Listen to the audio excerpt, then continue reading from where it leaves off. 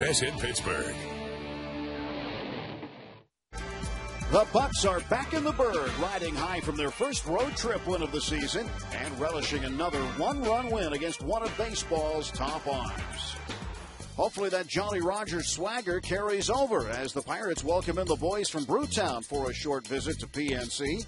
Ken Macha's Brewers find themselves reeling from 8 straight losses and some gut-wrenching collapses from their pen. Even Major League Baseball saves leader Trevor Hoffman is grasping for answers after blowing his 5th yesterday. Tonight, Prince and company looking to get healthy, but Brian Burris has other ideas as he takes on another southpaw, Randy Wolf, next on FSN Pittsburgh.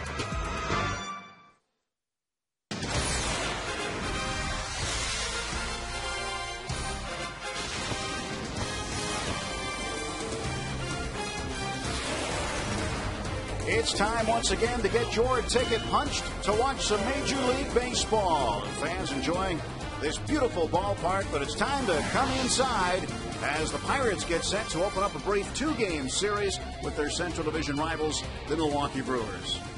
Hi again, everybody. Along with Steve Glass, I'm Tim Neverett. So good to be home after a 3-2 road trip. It's the first winning road trip the Pirates have had since late August of 2007. Yeah, it's always great to hold your own when you're away from PNC Park, especially when you can put some icing on the cake by beating Roy Halladay. Good numbers, 3-2 on the road. Again, Ohlendorf, Mahalem, and Duke getting the job done as starting pitchers in the bullpen.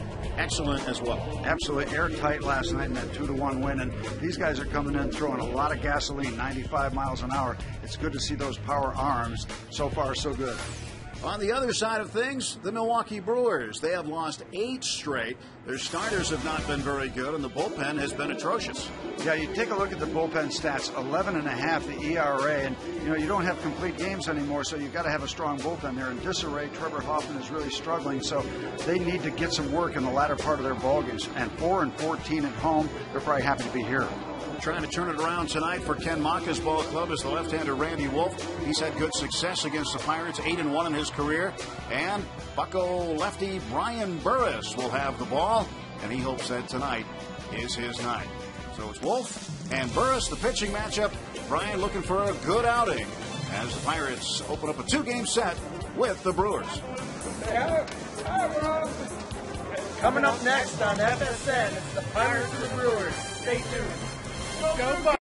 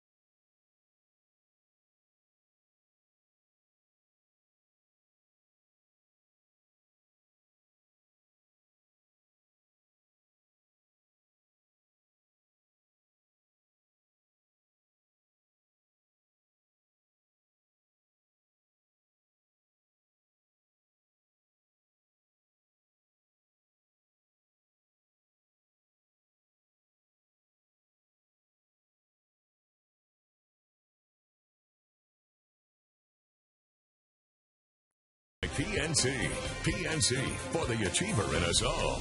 By Barrel Automotive, Barrel.com, definitely worth the click. By your Western PA Toyota dealer, where quality, dependability, and good MPG all come standard. Toyota, moving forward. And by your Western PA Honda dealer. Field here in absolutely pristine condition. Pirates and Brewers, just a 2-game set. And what a beautiful night it is here in downtown Pittsburgh. 67 degrees. And the forecast for Bad Brews. Well, I'll tell you one thing. You guys got home last night. The weather started getting better. It's been miserable the last 2 days, and you brought the sunshine with us. And it was a treat watching that ball game last night with the Phillies and Roy Halladay, who is one of the best, one of the very best. And the Pirates played a very, very good baseball game. Good game to come home after. Well, it was a treat for you because you were home inside where it was warm, where it was very cold last night and drizzly and raw. One of those nights. But tonight, really the opposite of that. And Brian Burris thankful because it's better to pitch in better weather. You know, and for the first time, I think maybe this year, we have to make mention of the center fielder and left fielder being in the sun for the first inning. And that only lasts for a little bit of a period of time, but that's a factor here in the first inning. And when that's a factor, you know you got a very pleasant night. Here's Ken Maka's lineup against Brian Burris and the Bucks, brought to you by Toyota. Moving forward, Ricky Weeks in the leadoff spot, shortstop Alcides Escobar. Ryan Braun has been tearing it up this year, and against the Pirates, he hits .313. He has 12 home runs and driven in 47. Fielder McGee, Hart, Zahn, Garrett, and the pitcher Randy Wolf batting 9. Working against number 71, left-hander Brian Burris. This is his 5th start. The 2 back-to-back starts against the Dodgers and the Chicago Cubs were excellent. Take a look at the numbers. One thing I want to point out, the Brewers are struggling. Many times when you get a struggling team, and they're on an 8-game losing streak, they'll try to run, and teams have run successfully against the Pirates, so something to keep an eye on. That's that side of the coin. Brian Burris, a left-hander, he's been around a little while. It's a little easier for him to keep track of base runners, potential base stealers, so that could be a little bit of a theme in this game. We'll keep track of it. Let's take a look at the Pirates defensively. Lastings Milledge in left, McCutchen in center, Garrett Jones the right fielder. In the infield, it's LaRoche, Cedeno, Bobby Crosby makes his 5th start at second base this season. Pierce at first, and Ryan Doumit completes the battery. National League Central Division standings. Pirates ahead of the Brewers. Cincinnati on top by half a game over St. Louis, and then the Bucks just a half game behind the Cubs. 2 on top of Milwaukee and Houston. 10 back of the division leaders, the Reds. And the Brewers in Pittsburgh happy to be here. 4-14. What is it? The latter stages of May, and you've won 4 home games. That is very tough to swallow for the Brewer fans in Milwaukee. Well, the Brewers glad to be out on the road. They have a winning record on the road, 11-10. Well, that's enough of that kind of talk. Here we go. Here's Burris. First pitch of the ball game. This is for ball 1. So we think about the running game a little bit if it evolves that way, but also you watch Brian Burris to see if he will come inside on both lefties and righties. He has that reputation. There's Doumit setting up right there and far enough inside, so that will happen many times. You come in far enough and all you can do is pull the ball foul. I mean, really hard to inside out a pitch that's that close to you. It'll be nice to see Brian saw off a few Brewer bats tonight. That can happen when you get those inside pitches. Another inside pitch, line drive. That's a foul ball. Wow. By a gnat's eyelash, as the gunner, Bob Prince, used to say. Third base umpire, Wally Bell, right on the scene.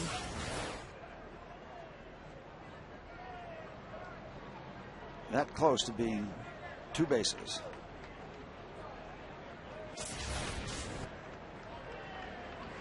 Brian Burris ahead in the count. 1 ball, 2 strikes to Ricky Weeks.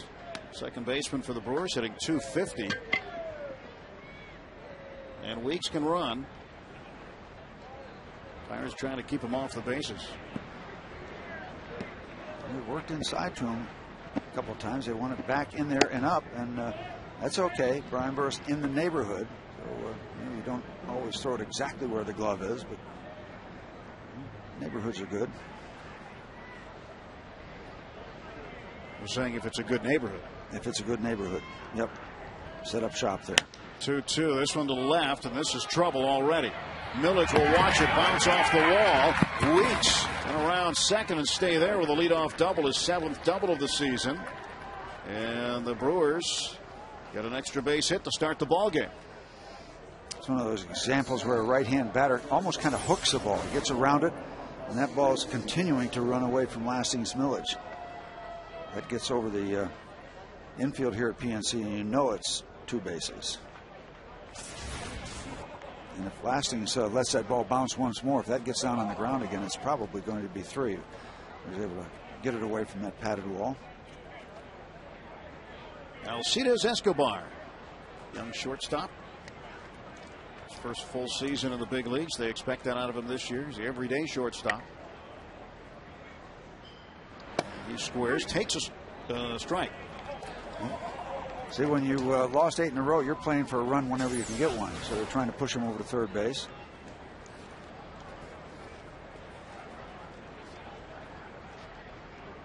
And how frustrating does it get, Steve, when you've done 6, 7, and 8 in a row?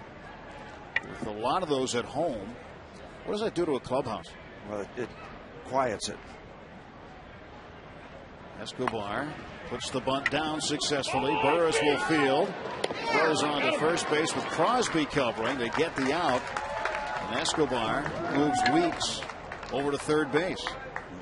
Important to get one out because Escobar runs very well, and this ball had to be played very well to get the out at first base. You give him third base, the bunt is that good, but you want to make sure you get at least the out that they're giving you.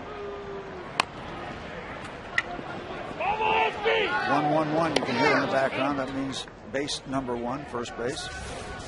That's all that was available. And the Pirates will concede the run. Perhaps trade it for an out, settle things down right here in the first.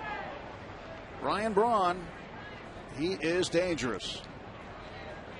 One of the top hitters in the National League right now. One of the top hitters in all of baseball. Fouls it back, strike 1. You look at the numbers that Ryan Braun is putting up. He's third in the National League with a .338 average, just behind Andre Ethier, who's now on the disabled list for the Dodgers, and Marlon Byrd of the Cubs. He has torched the Pirates, too. Not just this year. You saw that .423. That's just a handful of games, but he has been tough since he arrived in the big leagues against the Bucks.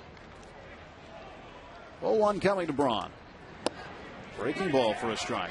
The old backdoor breaking ball. And just curving around, just picking up that outside corner. Now, Braun has 29 runs batted in. He is equal with the Phillies' Ryan Howard and the Cardinals' Albert Pujols. Ethier has the lead at 38, but only one behind those three is Garrett Jones with 28. 0-2 to Braun. It's up and in. Take a look at our Barrel Automotive League leaders stat. Brewers with 52 early runs. Twins with the most at 55. Good 0-2 pitch to Ryan Braun. Up and in. Just let him know that you're aware of him. Keep him honest a little bit. Barrel Automotive definitely worth the click. Strike 3 called as Braun has to sit down. Good location by Brian Burris. He got him looking on the inside corner. Yeah, and that's one of those cases where he came up and in, and a lot of times the batter was, okay, he came in one time, he won't stay there. He'll try to set up an outside pitch with that up and in, but he comes right back in there, picks up the inside corner. Nicely done. Nice bit of pitching by Brian Burris. Now Prince Fielder. Cleanup hitter for the Brewers. Weeks at third base had the leadoff double. And then Escobar sacrificed him down to third. 2 men are out, and Fielder with a 1-ball, no strike count. I love pitchers who will come inside to the opposite kind of batter, a lefty to a right-hand batter, a righty to a left-hand batter. A lot of guys are scared to do that. Think they're going to get torched, but that was a great example of doing it well by Brian. Big cut and a miss. Fielder went after that one and wasn't close. Well, you know the big man. We all know him. He'll swing and miss at a lot of pitches, but he'll also swing and hit a lot of pitches, and they go a long way. Just .216 against left-handers, but the home runs equal left and right. 3 off each. 1-1 pitch. And again, swing and a miss. Nicely done. So the breaking ball out of the way, and maybe a little action down and in to Prince to get that second strike. Now you've got him where you can play with him a little bit. So Ryan Doman's going to have to be on his toes in case they try to stay downstairs, get him to chase something. Fielder in his 225th consecutive game. Strikes out. Nice. Good inning by Brian Burris as the Brewers waste a leadoff double. And Burris comes back to strike out the heart of the order. He gets Braun and the Prince.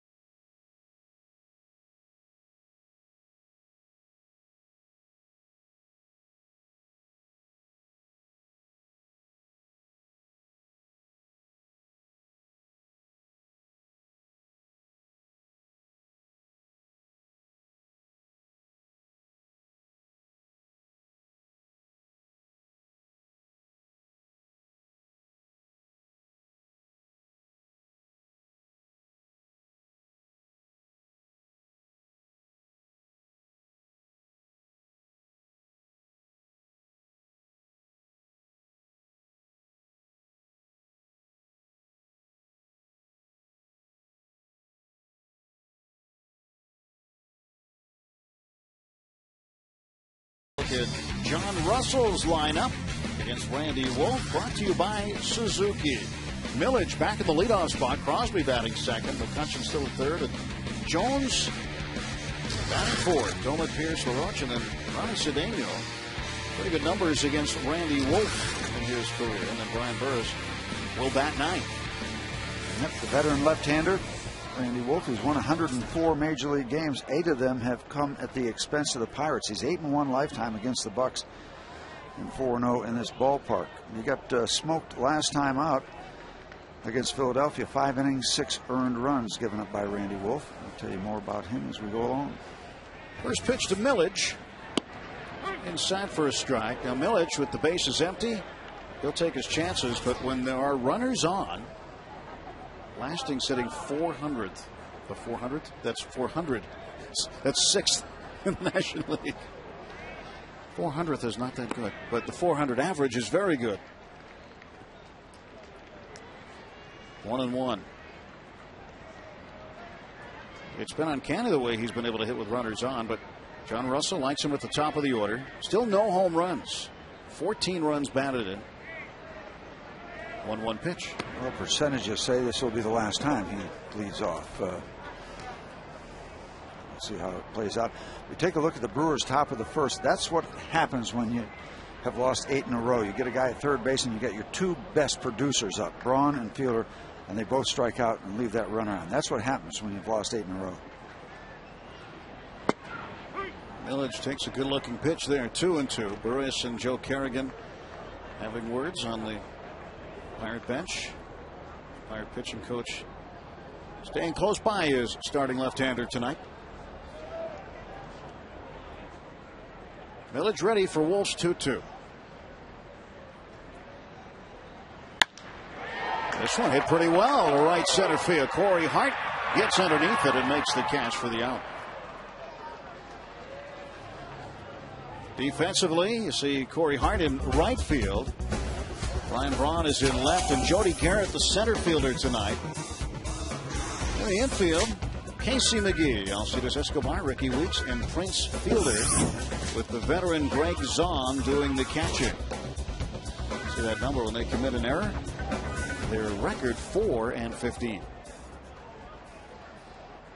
Crosby, a .250 hitter, has 1 home run. He's batted in 6. And he rips this one foul. John Russell getting Crosby in there. A right-handed bat against the left-hander Wolf. And Randy Wolf, 3 starts in the month of May. The last 3 starts, he's worked a total of 16 innings and given up 13 earned runs. So perhaps a little vulnerable, but we're a little gun-shy with that after what Mr. Homer Bailey did when he came in with an ERA of 7.5. Yeah, Bailey was absolutely terrific. A complete game, 90 pitches. And what, 90 pitches and maybe 115 of them strikes. Yeah. And his percentage of strikes is phenomenal. That was very good. 1-1. Crosby, chopper to third. McGee plays the good hop. Throws out Bobby, and there are 2 away. Casey McGee got the charity hop right off the grass.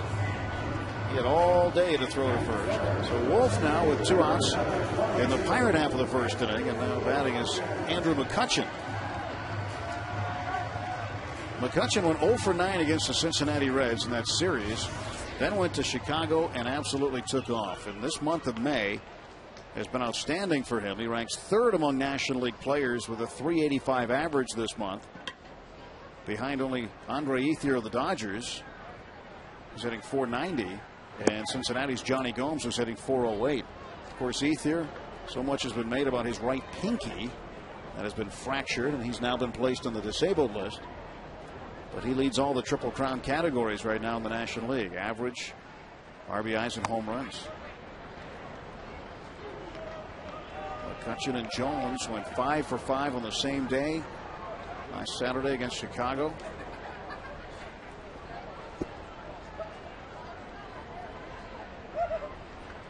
Two balls, no strikes. Now there's a strike.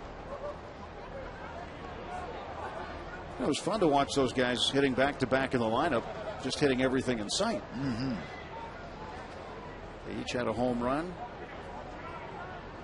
Jones provided the home run that gave the Pirates the necessary runs to beat the Cubs that day. And McCutchen would hit one to cap off his day. Laz Diaz calling the balls and strikes. John Hirschbeck at first, James Hoy at second, and Wally Bell is the umpire at third base.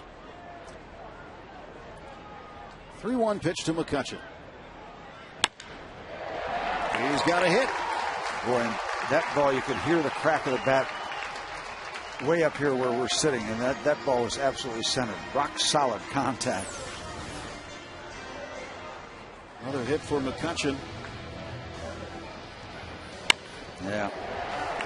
That's the sound that every pitcher hates and every fan of the home team loves. That's his 50th base hit of the season. He's now tied Ryan Howard and Ryan Braun. And McCutchen now ranks 4th in the National League in base hits.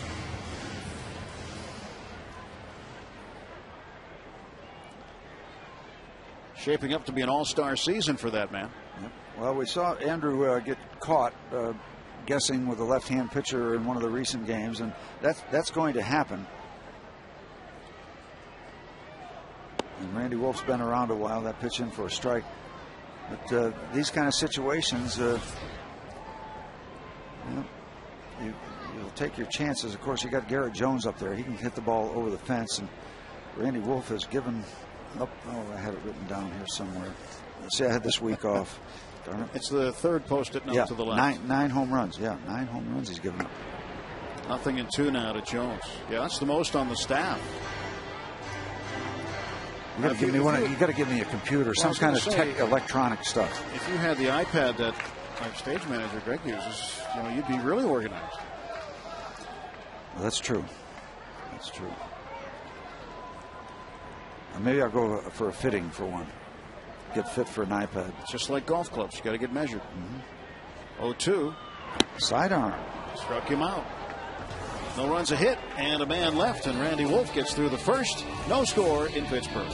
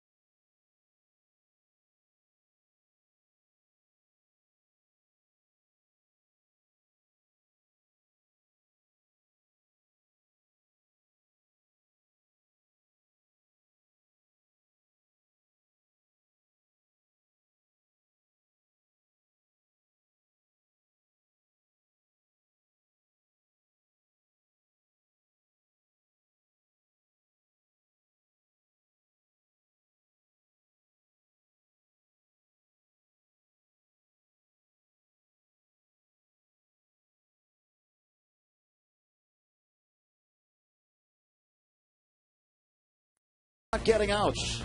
There's not a lot to analyze about it. It's pretty obvious that I'm not getting it done. Ken Maka says you have to get 27 outs, not just 24.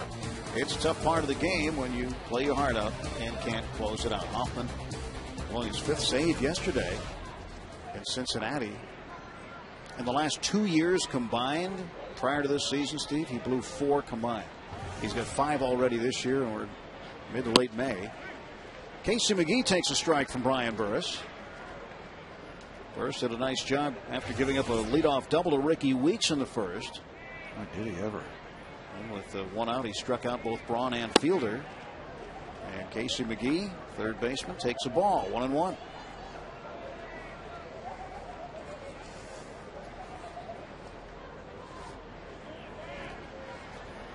Burris ready, the 1-1 pitch to right field, and going back on the track is Jones. He'll haul it in for the first out of the Brewers' second.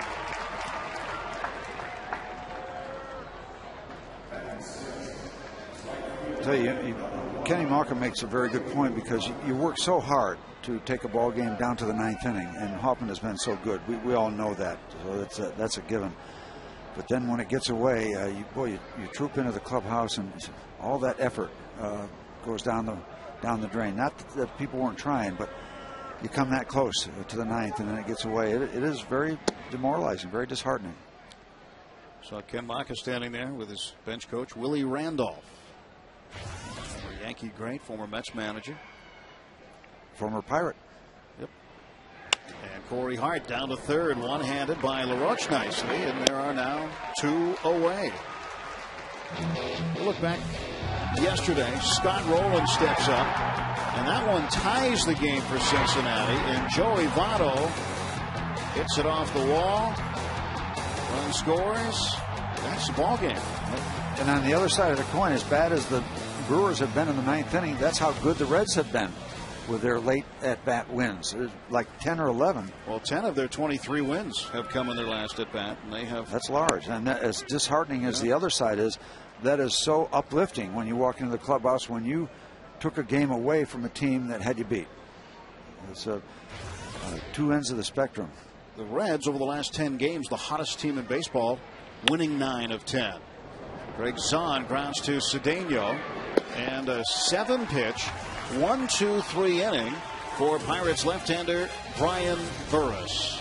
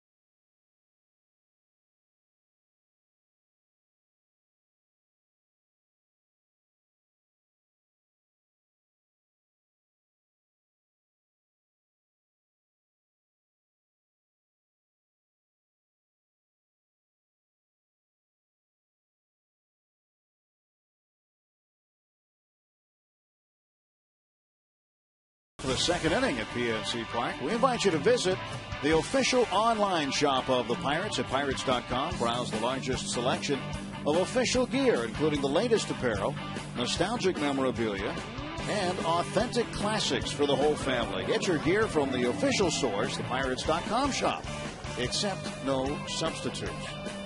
I don't know if you can text in an order. Certainly stop by. Pretty easy to find. You have internet service on your phone, pirates.com. Yeah. You know, the Brewers are in town. I just wish we were playing the Florida Marlins tonight. I'd love to see Hanley Ramirez. I'd like to see him here, not in the lineup. In fact, I'd like to see him suspended. Well, he's neither of those. He is in the lineup tonight. He's the guy that jogged after the ball. His manager took him out, and then he went off on the manager, saying the manager never played. He doesn't understand the game. Well, maybe Freddie Gonzalez didn't play in the big leagues, but he knows the game as well or better than Hanley Ramirez. An absolute disgrace, somewhat with the play, and really a disgrace with how he handled it. Are you surprised, Steve, that the Marlins didn't suspend him? Well, disappointed.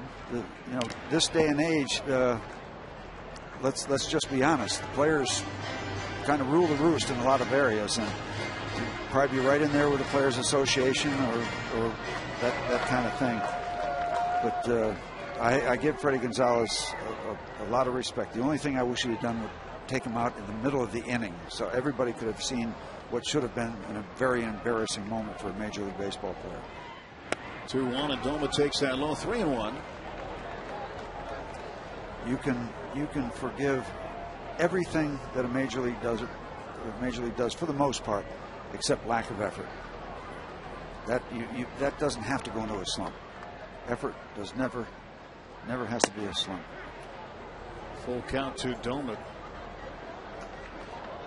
Hanley also, in addition to saying what he said about his manager, Freddie Gonzalez, said when asked if he was going to apologize, why should I apologize? Other people jog it around here too. Nice little indictment on your teammates. So nothing that a clubhouse meeting with the closed doors won't at least start to cure. Payoff pitch, inside, ball 4, and Doma is aboard, leadoff walk. Well, back in the day, again, here we go back in the day, Doug Rader played for the Houston Astros. In that clubhouse, he would have invited Mr. Ramirez into a side room, and they would have talked it over. And then he got squared away real quick. He perhaps at the expense of some teeth. Yeah. Ramirez apologized today, and therefore back in the lineup. Steve Pearce looking for a hit, 167. Had a decent average against the Brewers at 283. No score. Doma the runner at first base, and Randy Wolf delivers to Pearce. Inside and low, ball 1. I want to take a minute to say hello to Cindy Phillips and her family. Saw them outside the ballpark. You talk about a veteran baseball fan. She said, I remember watching you guys play in the 70s. So thanks for remembering, Cindy. Hope we can get back to some of those kind of days. Great baseball family. Strike to Pearce.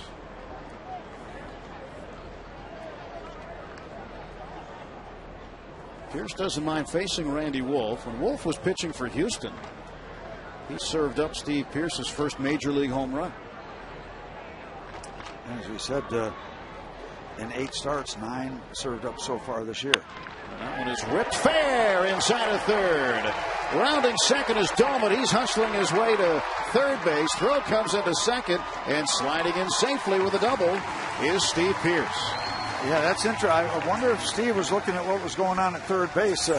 He had to turn it on to get into second base, and it should have been pretty routine as Ryan Braun has to protect the corner, so he's laying back, and then he'll come in and take the ball that goes off the stands. See that ball just torched over the third base. Stays on the grass, so that creates the opportunity for Ryan Braun to get it interesting at second base.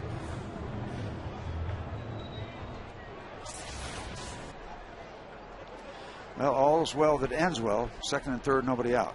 That's Steve's first double of 2010. And a good opportunity now. 2 on, nobody out. Andy LaRoche will take a strike. Andy with 8 runs batted in. He's hit all over the lineup. Had some success in the 2 spot. Primarily been on the 2 spot and the 7 spot. And the 7 spot again tonight. And this one too short. And that'll get a run in.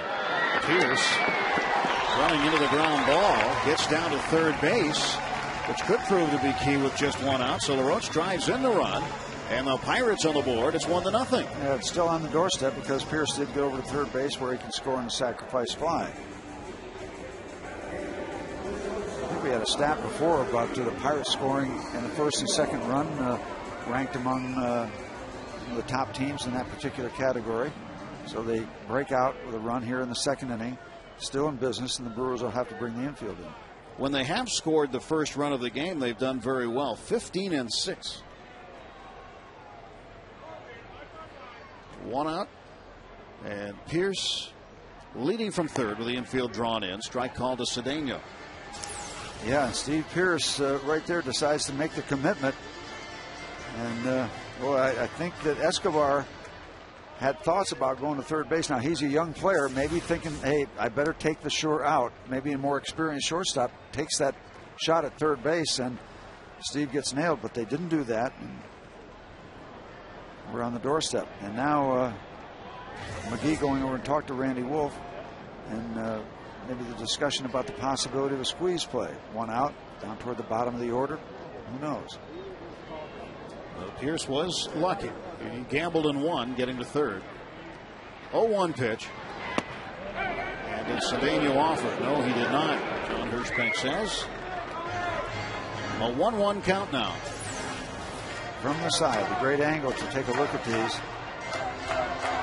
Well, one of the 50-50 deals. Sometimes you get the call, sometimes you don't. This is what you need to pick up this opportunity. You got the pitcher in the on-deck circle. Try to find some way to get this ball out of the infield.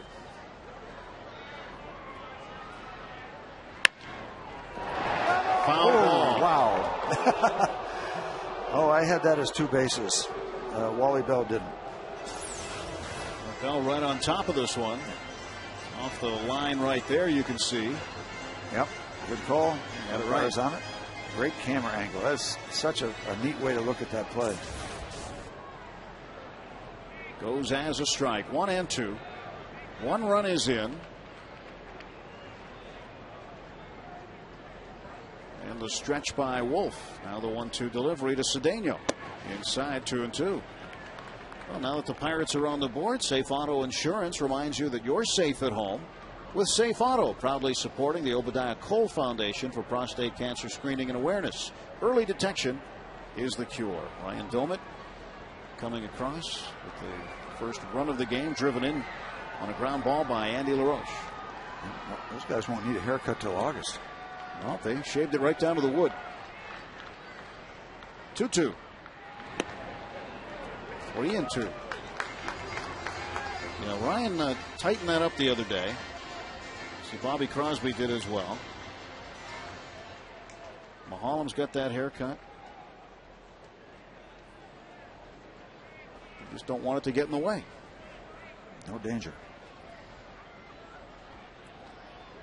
Now let's see what Randy Wolf follows that 68-mile-an-hour off-speed pitch with. Cedeno to right. This will mean a run. Corey Hart going down. He's got it. And Pierce will score easily. A sacrifice fly for Cedeno. And the Pirates lead it 2-0. Nice job by Ronnie Cedeno to work that at bat. Get something that he could handle. Get it out to the outfield. Get that so-called cheap run in from third base. Pirates have their second run of the evening. 10th RBI of the year for Cedeno.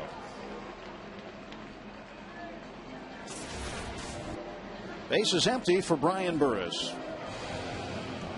Inning started off with a walk to Ryan Doumit. And Pierce's double got him over to third base. LaRoche's ground ball scored him. And on that ground ball, Pierce gambled and went from second to third on a ball that was hit to his right. And typically, as a base runner, from second base, a ball hit to your right, you're not going anywhere. Nope, good freeze. They can throw you out at third base, and you get very embarrassed heading back to your dugout. By the way, this plays out nicely because now you got Brian Burris up there. The damage has been done. He's the third out. Well, we're a little ahead of ourselves. Well, not yet. To shallow left. And you get Mr. Millich to lead off the next inning. Well done. Escobar tracks it down. Pierce heavily involved in the inning. LaRoche drives in the first run. 2-0 Pirates.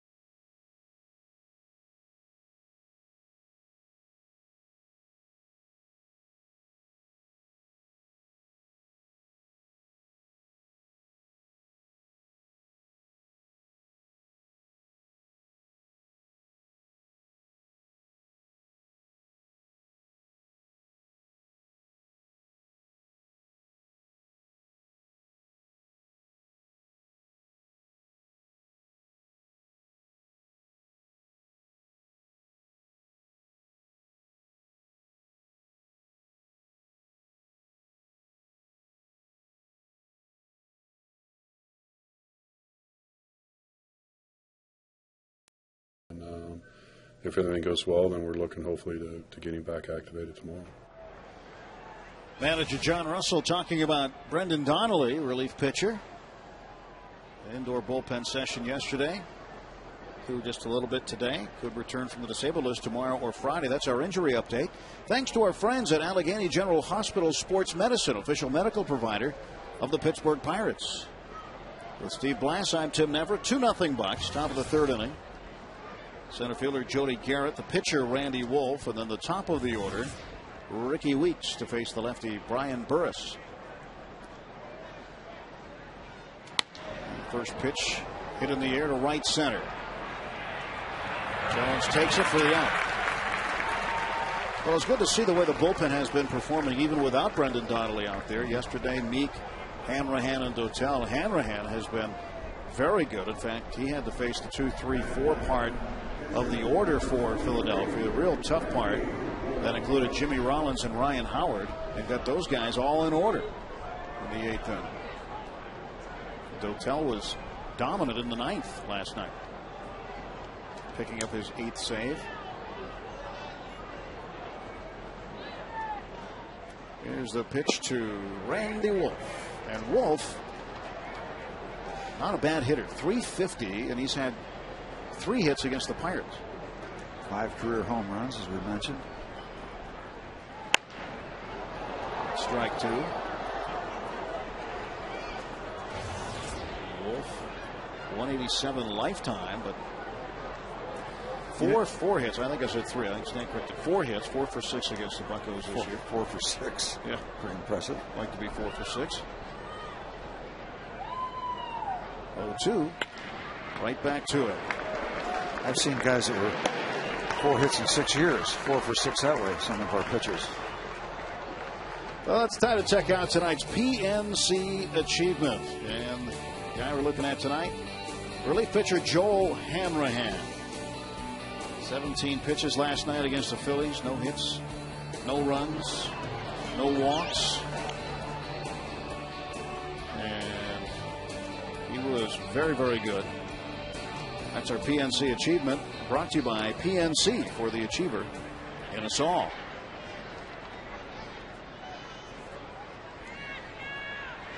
Two outs, and Ricky Weeks takes a strike. You know, you take a look at our bullpen, they've been knocked around a little bit, those guys that you're talking about. But when the game is on the line, they've almost been airtight. It's kind of a tale of 2 situations. Weeks right at Lasting's Millich. And that another is tidy inning. That inning was so quick, Milledge didn't realize that it was over. Last inning took 7 pitches. This one took only 6.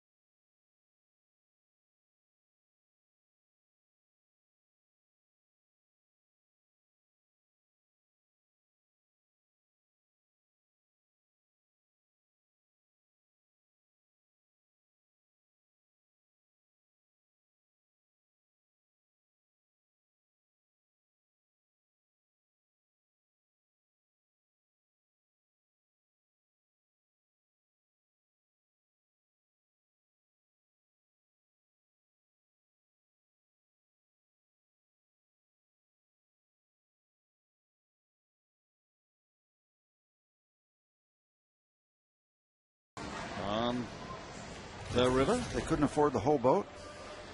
Guess not, just the skinny part. Beautiful evening here in Pittsburgh. What a night.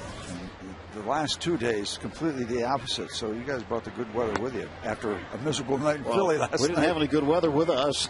But it broke today because Monday and Tuesday it was kind of nasty.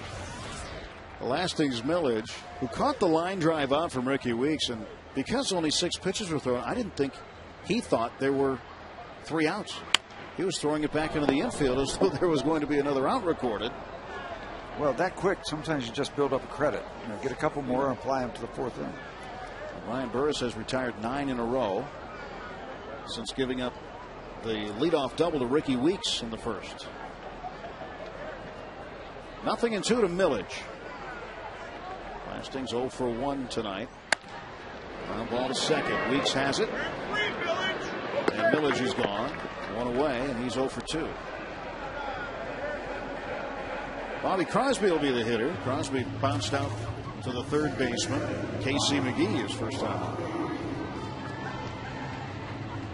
Problem with Milledge is he's been up twice with nobody on base. He excels with guys in front of him.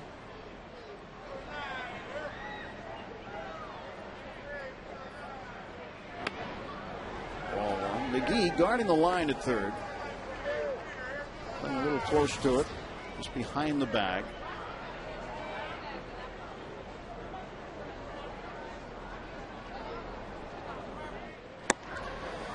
Randy Wolf, a lot of years with the Philadelphia Phillies when he first came up. He was won in double figures 5 different seasons. Brief stops in L.A., San Diego, and Houston. 2-1. He made some news outside of baseball, more in the real estate world 2 years ago. You know the rock band, I know it's one of your favorites, Steve, Guns N' Roses. Oh, yeah. The lead singer, Slash. No, he's a guitarist, not the singer. What's his last name? I don't even dare to ask. Axl Rose is the lead singer. The guitarist is Slash. Real good-looking fella. Anyway, Randy Wolf bought his house in Los Angeles. Well, these ball players make a decent buck these days, It's not just the rock stars. Crosby walks with 1 out. Wolf puts him on. And he'll have to face McCutchen next. I don't think Randy Wolf was too happy with this call. Thought he had the inside corner.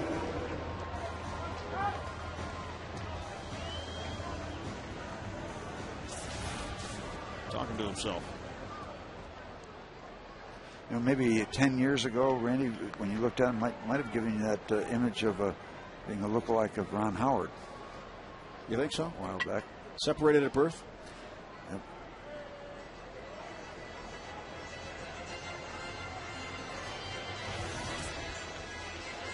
McCutchen had a sharp single to left in the first inning. 7 doubles, 4 home runs, 11 runs batted in his last 22 games.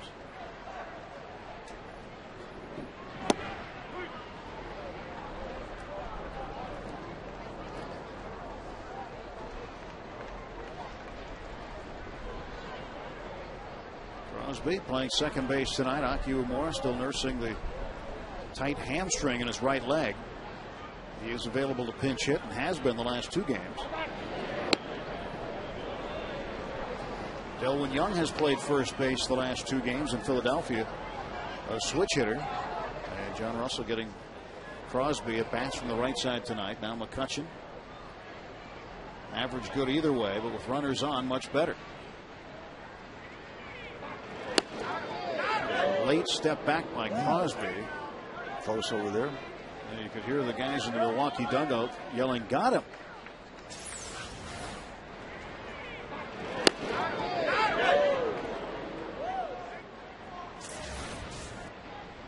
Prince Fielder thinking he might have got him. And McCutchen got him. This one's high. Oh, it's going to hold up. Thought he had enough.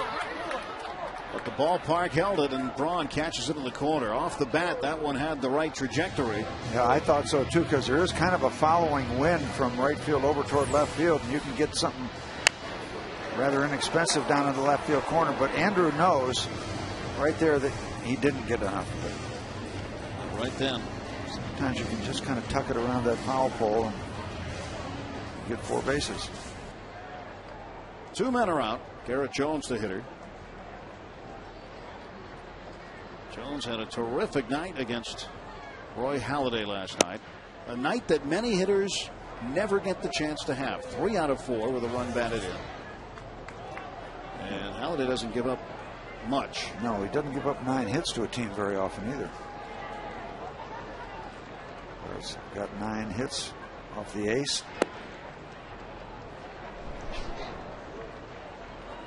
And it's really fun to watch a guy like that work. I wish more pitchers would work that way with that pace, because you think you want to keep the hitter off balance as a pitcher and change the way you do things from time to time. He's just so quick as a hitter. You got to be ready all the time. The old Bob Gibson theory: get the ball, get the sign, throw the ball. Jones fouls it away. Last night against the Doc, Roy Halladay, single to right.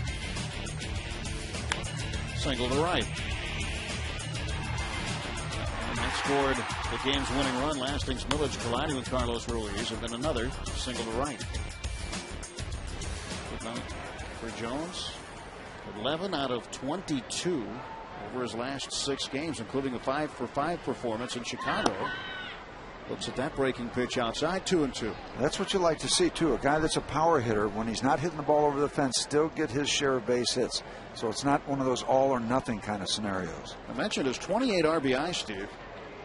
He's not in contention for the league lead, but he is 1 behind Albert Pujols, Ryan Howard, and Ryan Braun. All 3 heavy hitters with 29 runs batted in. So Garrett Jones in pretty good company. 3 other players tied with him with 28, but when you're up there with Pujols and Howard and Braun, you're doing something right. And even though he's not hitting the home runs, he's still driving them in.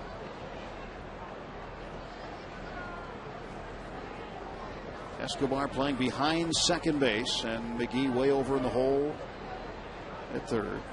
2 outs, and the 2-2 pitch from Randy Wolf. Struck him out for the 2nd time. Pirates will strand a base runner. We've played 3 at PNC Park.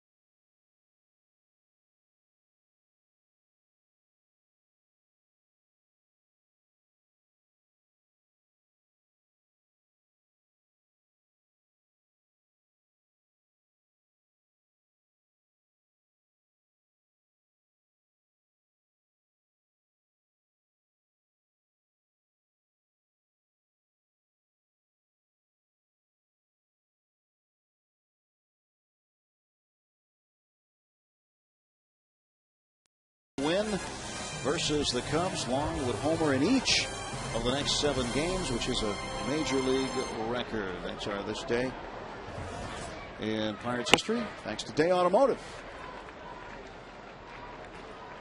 Cities Escobar, the shortstop. I think that record has been tied a couple times. I think it stood for so many years. Isn't it interesting, that Bob Walk is just 7 games behind that record. He had one in a row. Didn't you tie him there? I did. Yeah, Bob and I tied just 7 games back. It's really not that far when you think about it. It's only a week. It's a week's worth of home runs.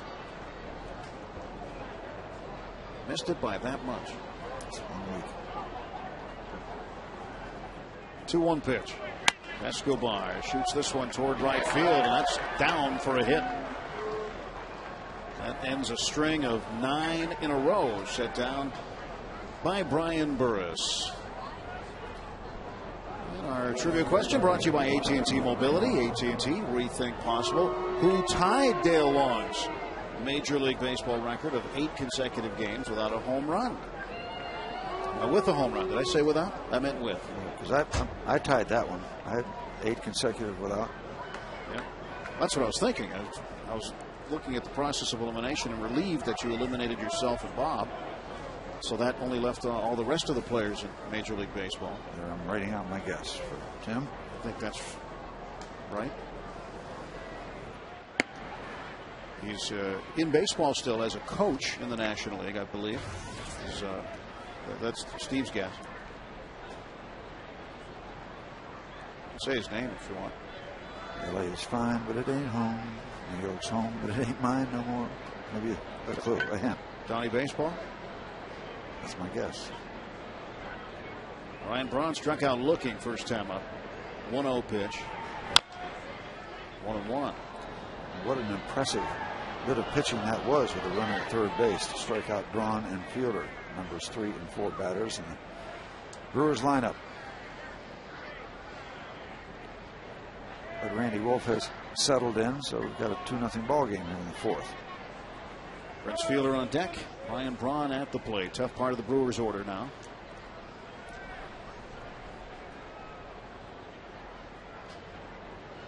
Escobar off of first. They want to come back inside. Keep an eye on Escobar. He does have 1 stolen base in 2 chances. And as we've said, the Brewers struggling. 8-game losing streak. The Pirates have not thrown many base stealers out. We wonder if they'll be thinking as Escobar slides off to a decent lead. Not huge.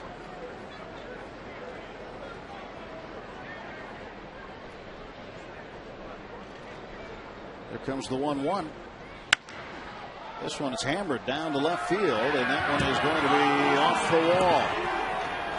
Escobar getting waved home, and the relay off the glove of Cedeno. Brewers get a run back on an RBI by Ryan Braun. It is 2-1. And he missed tying this ball game up by about what looked like to the naked eye about a foot off the padded wall.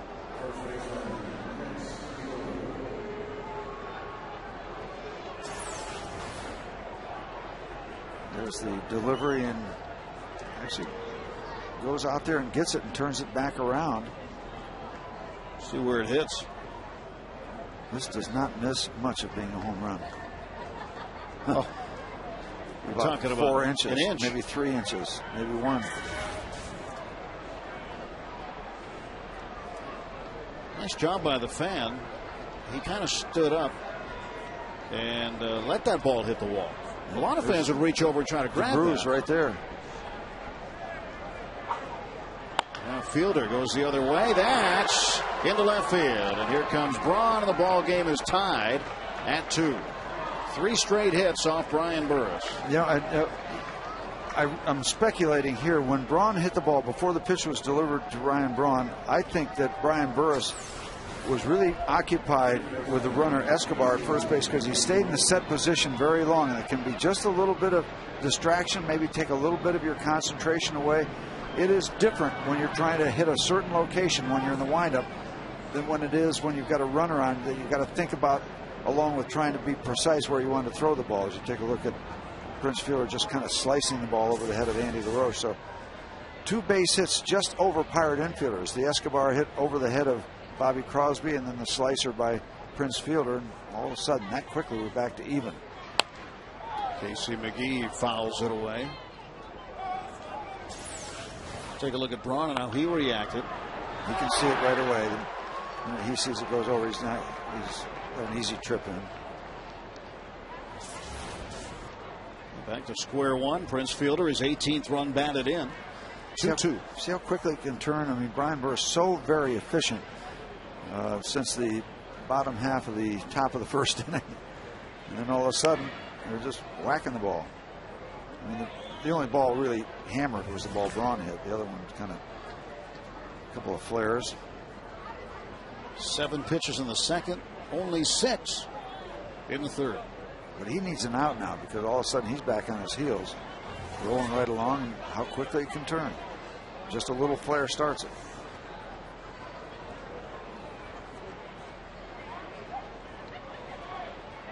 Long pause by Burris.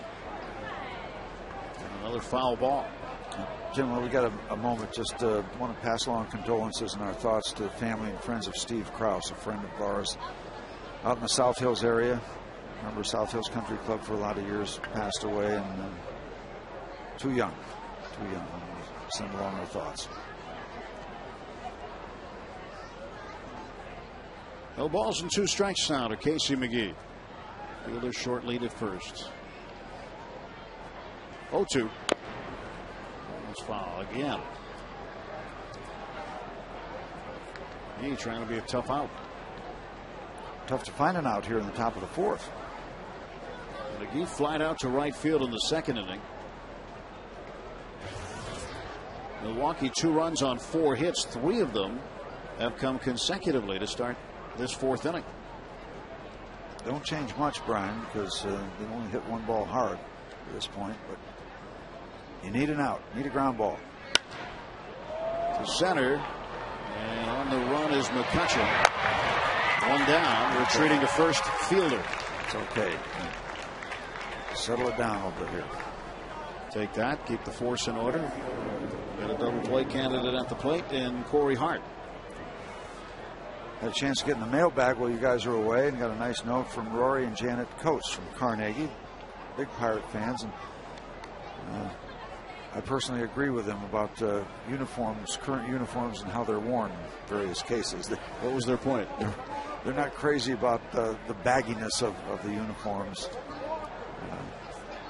the extreme ones, the extreme cases. Well, but the guy at first might be an extreme case. Look at those pants on Prince Fielder. That was just part of the letter. A really nice note about their loyalty to the Pittsburgh Pirates. Appreciate that.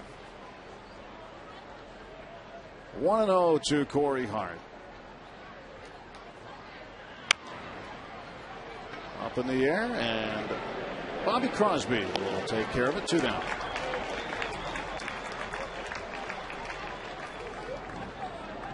Brewers have lost 8 straight games.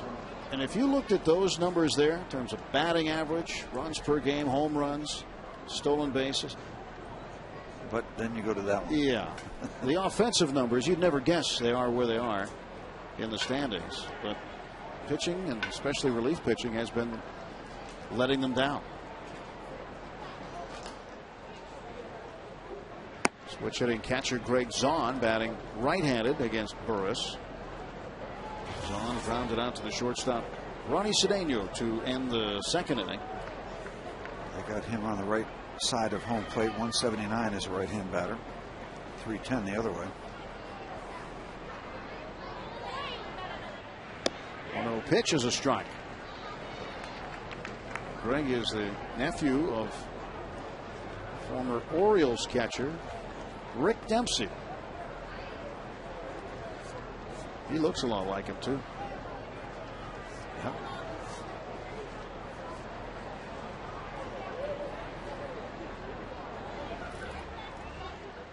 One little chopper foul.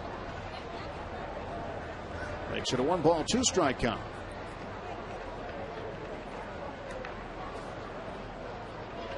Greg Zahn has been around. He has certainly put in his time in Major League Baseball. Been with a number of different organizations. Ken Macher likes him because as a veteran catcher, he can handle that staff, and there's a couple of young pitchers on it.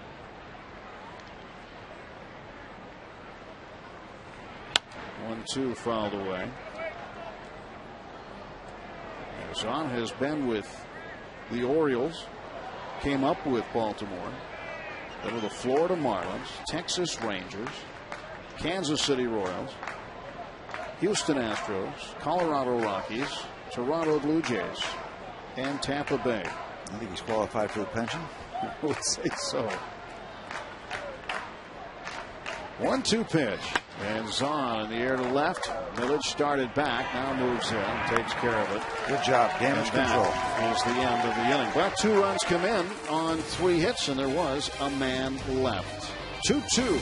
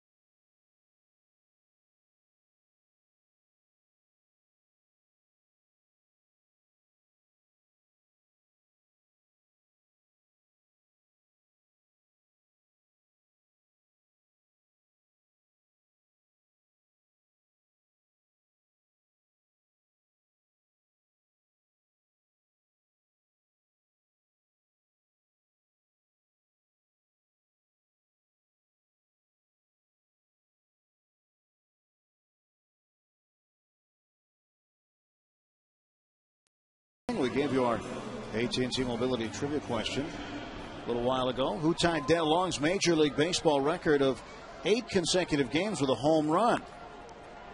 And was Steve right? He was right on one account. Yes, he said Don Mattingly. Ken Griffey Jr. was the other. Did that in 1993. Ryan Doumit leads off, taking a strike. Is it Donnie Baseball and the kid? Kid's not a kid anymore, though. He's an older kid.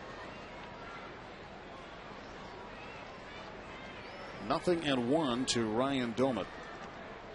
Doumit walked and scored in the second. Randy Wolf's not a kid anymore. Had his best year with it was with the Phillies in 2003 when he won 16. Randy Wolf is 33. He's not too happy with himself right now, either with himself or where the balls and strikes are being called by Laz Diaz. He just got the ball back from home plate and snapped it into his glove and had an expression of displeasure on his face.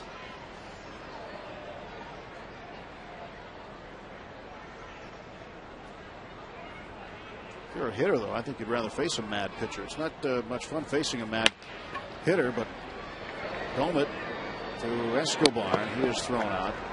How do you keep your emotions in check as a pitcher, and do they ever get the better of you? Oh yeah, yep.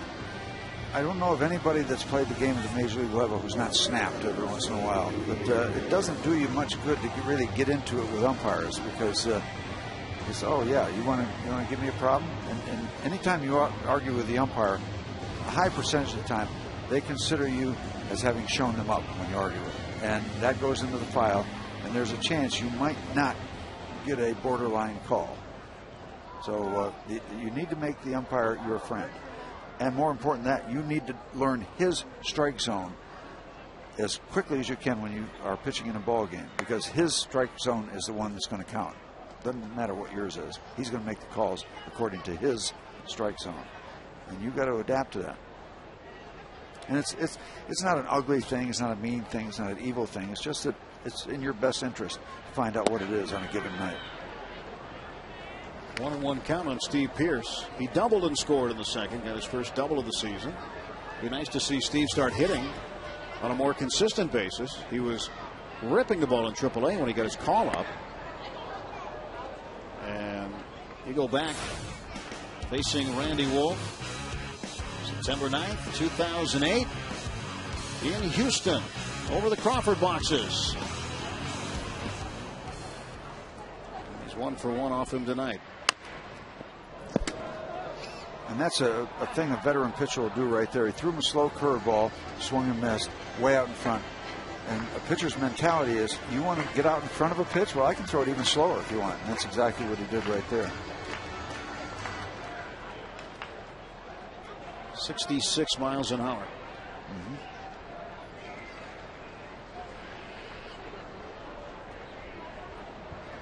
Cop wouldn't even notice you going 66. 1-2. And he strikes out Pearce. Yeah, that's classic pitching there. 2 really slow breaking balls followed by a high fastball.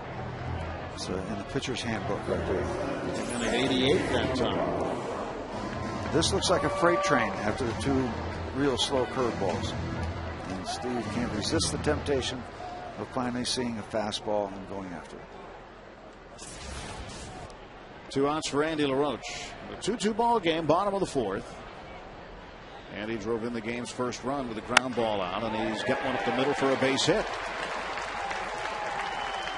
That's what you call squaring up, hitting the ball right back through the middle. And that's what we saw a lot from Andy LaRoche at the end of April, beginning of May. Seemed to be locked in, hitting everything up the middle and line drives to the left. There was a while where every base hit was over the third baseman's head. Yes. For a while. He had the same swing over and over again.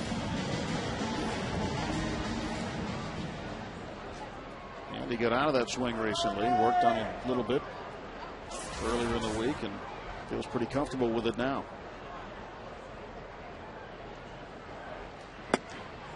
Ball 1 to Ronnie Cedeno. Ronnie hitting .234. 3 home runs, 10 runs batted in. He drove in Pearce from third on a sacrifice fly high and deep to right.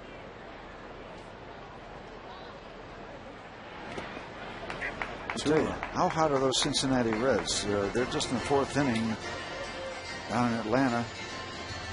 Well, no, they're not hot. I thought it was Cincinnati on top. They're finally trailing in their game, but it's somebody early. Poured a bucket of water on their heads. Yeah. Braves, who are coming into PNC. It's 3-0. But they haven't gotten to their 9th inning yet. No. They don't need to score until the 9th, apparently. But it'd be nice to see them play fairly well against Atlanta. And then after this weekend, the Pirates go to Cincinnati for a 4-game series. It'd be nice for them to cool off just in time. 3-ball count now to Ronnie Cedeno. And the last thing Randy Wolf wants to do is walk Ronnie Cedeno.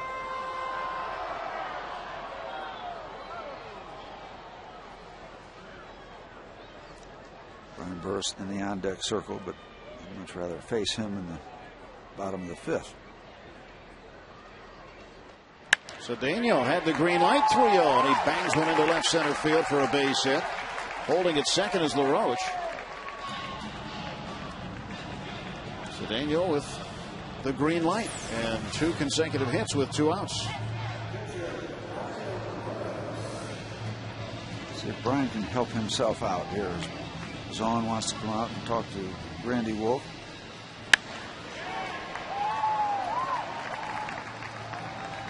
Cedeno now has reached base safely in 10 straight games.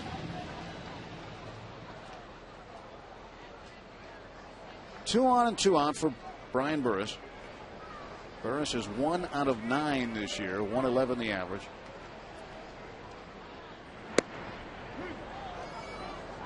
Former Baltimore Oriole. And Toronto Blue Jay last year spent the bulk of the season in AAA with Las Vegas and had 2 appearances with the parent Blue Jays. 0-1 pitch.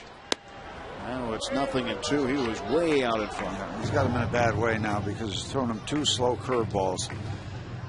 The old cliche, he's got him set up for any number of pitches right now.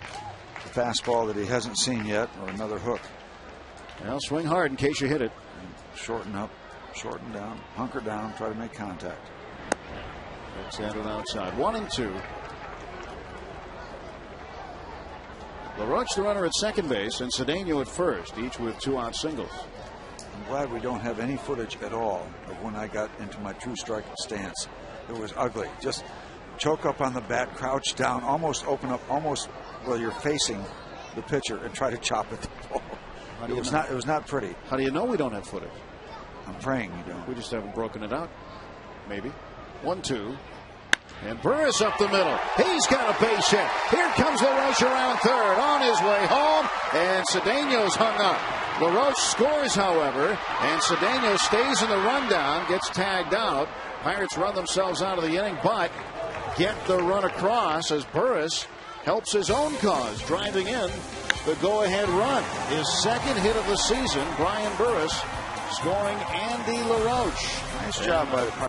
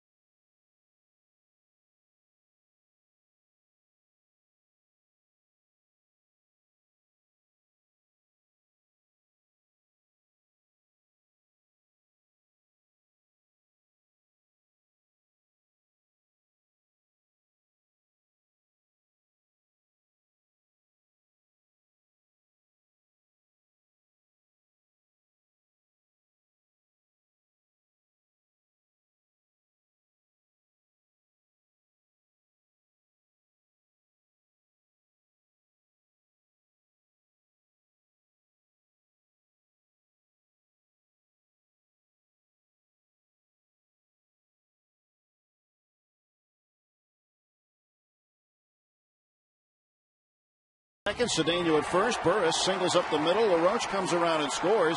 Cedeno thinks he's going to third base, but the center fielder Garrett gets it to McGee. Now Weeks. And who's there to tag him out? The first baseman, Prince Fielder, all the way over there at third. A nice at bat after really being set up nicely by Randy Wolf. And so you got 8-5, 4-3. That's correct. All right. Pirates do score. Well, they got away with one trip between second and third when Pierce wasn't out earlier in the game. This time they do get burned. So run on 3 hits in the inning. Now it's Jody Garrett, center fielder, who started all that. The 8-hitter. Randy Wolf will follow, and then the leadoff man Ricky Weeks facing Brian Burris in the top of the 5th. Strike 1. Jody Garrett flied to center field. He's below the Mendoza line, 188. To the right side, Pierce. And that is the first ball we've seen Steve Pierce misplay since he's been up with the big club. He's made some good defensive plays, including in Chicago, the road trip. I don't know if he just looked up on this ball or not. Yep, he was looking to make the play over at first base and didn't secure the baseball. Simple as that. So this changes the inning. Instead of having one out and the pitcher up swinging, now you've got nobody out. And the pitcher up there trying to bunt, move a man into scoring position, and that man happens to represent the tying run. Might be best that he's bunting. He's such a good hitter. Pops it up. And the situation changes again. One out. You know, Tim, we don't want to alarm anybody. As you take a look at this replay that Ryan Doumit is able to handle very easily, not having to move too far. But if you're at the ballpark, over across the river, there's a building that looks like it's on fire inside, but it's just a reflection off the sun. It's kind of an interesting look, and it's almost brighter with the naked eye. But everything's okay. So if the fans here in the ballpark are looking across, it's not a fire. So 2 mistakes, one by the Pirates, the error at first base, and then a mistake by Randy Wolf popping the bunt up. I think we're all square, except they still have a runner on.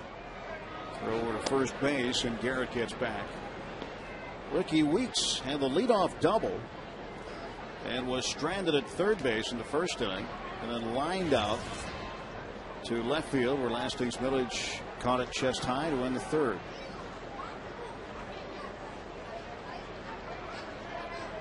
Middle infield looking for two. Garrett held on by Pierce at first.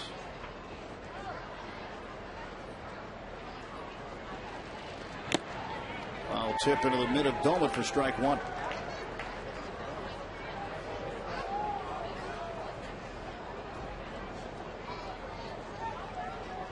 Cubs and Philly tonight. Cubs won 3 in a row. They took the last game against the Pirates, then took 2 from Colorado at Wrigley Field. Now lead the Phillies in Philadelphia 1-0 in the 5th.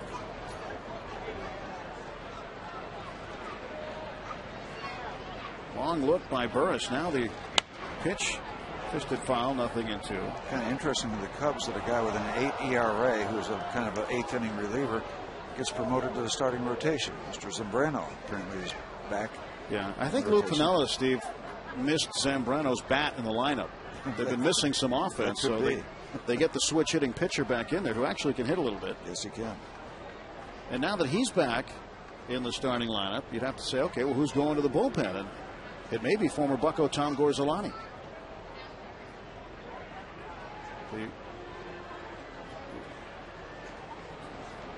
No balls, 2 strikes. And Weeks down on strikes.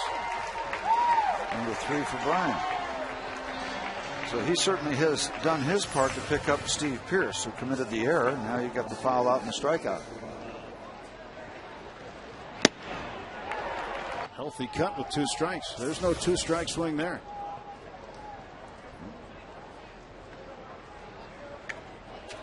Ricky thinking it over. Now the batter for the Brewers is the shortstop, Alcides Escobar. And you'd like to get him and have Ryan Braun lead off.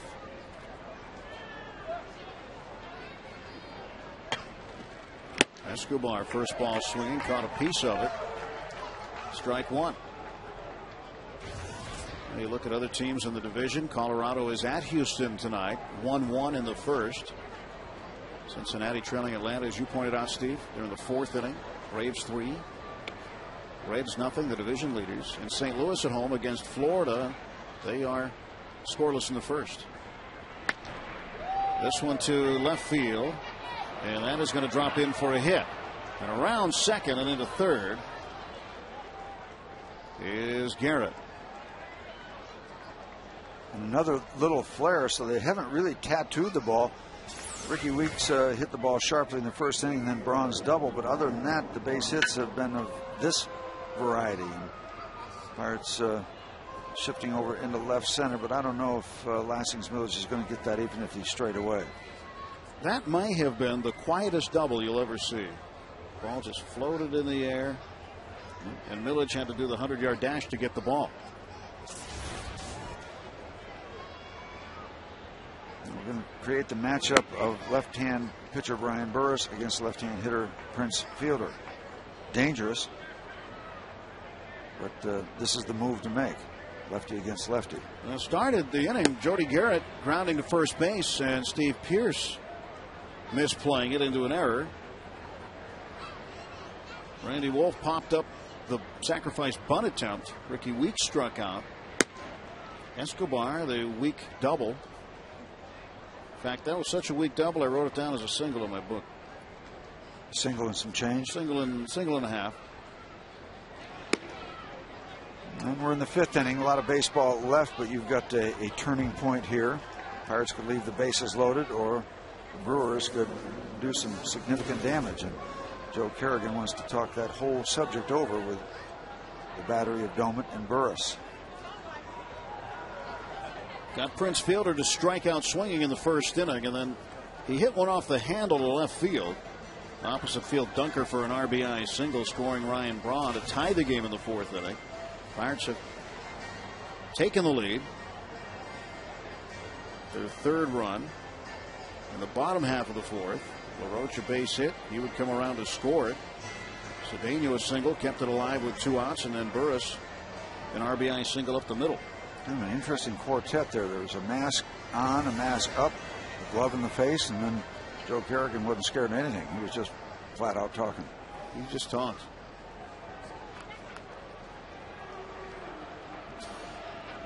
It's just a matter of time before a pitching coach comes out there with both hands in front of his face at some point, or maybe bring somebody's glove or some sort of apparatus to so he can't have his lips read. Watch out for the breaking balls. They're going to try to get him at some point downstairs. I don't know when it's going to be. There's one right there. You start him out with a curveball because you want to get the curveball down and away, and you got a runner at 3rd base in a dangerous situation. So again, Ryan Doumit has to be on his toes. And now he misses with the curveball. Fielder doesn't chase, so now you got the pendulum swinging a little bit in Prince Fielder's direction currently. That can change with this pitch. Burris is 1-0. Gets strike 1. Slider, breaking ball out away. This one nicely placed, down and away. That seems to be the bread and butter pitch for a left-hand pitcher against a left-hand batter. And let's see where Ryan's. See if he sets up, if he wants to go back outside, or they want to try to bust him in. 1-1 pitch inside. And they got him. Got him to pop up to center. Nice sequence. Breaking ball away, fastball in, tied him up. Big out. Brian Burris strands 3.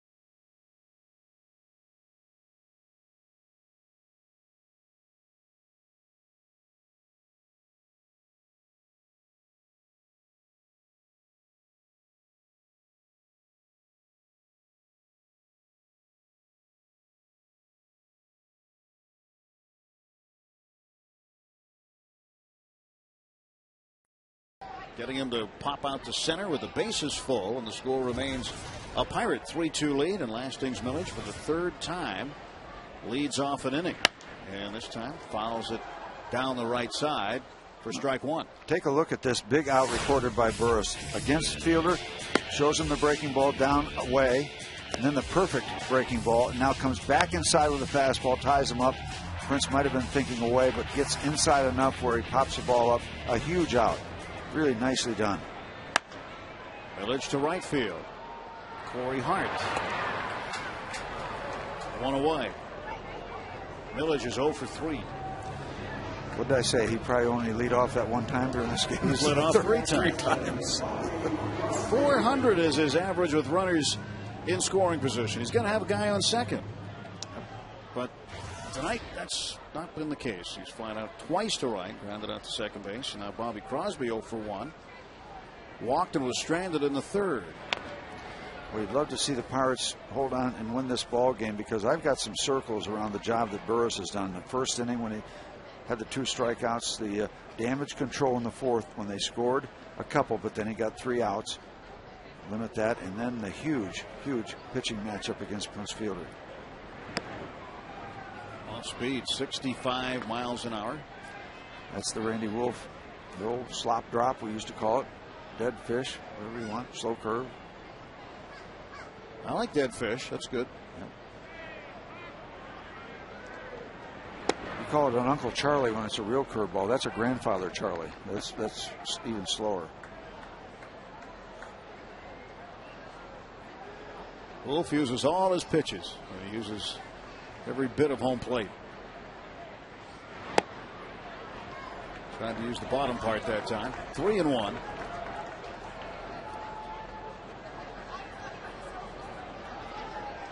Bobby started at second base on Sunday in Chicago. Went 2 for 4 in that game with an RBI.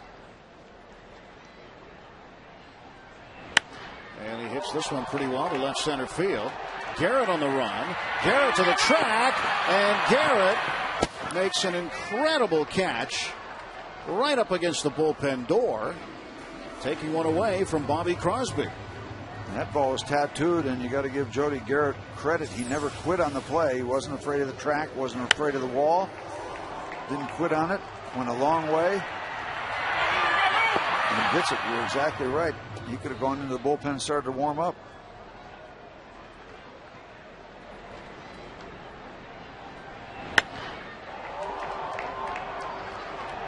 Just a long and loud out. Now Andrew McCutchen at the plate. He takes ball 1.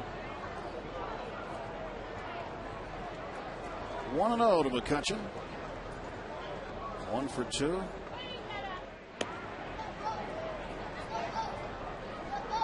Good ballpark for McCutchen to hit it, especially down the left field line, where it juts in to the foul pole. Becomes a lot shorter down there at 325. 2-0 pitch. He goes the other way. Shallow down the right field line. Corey Hart will make the catch, and that will do it for the Pirates as they go in order in the 5th. On to the 6th. 3-2 Bucks.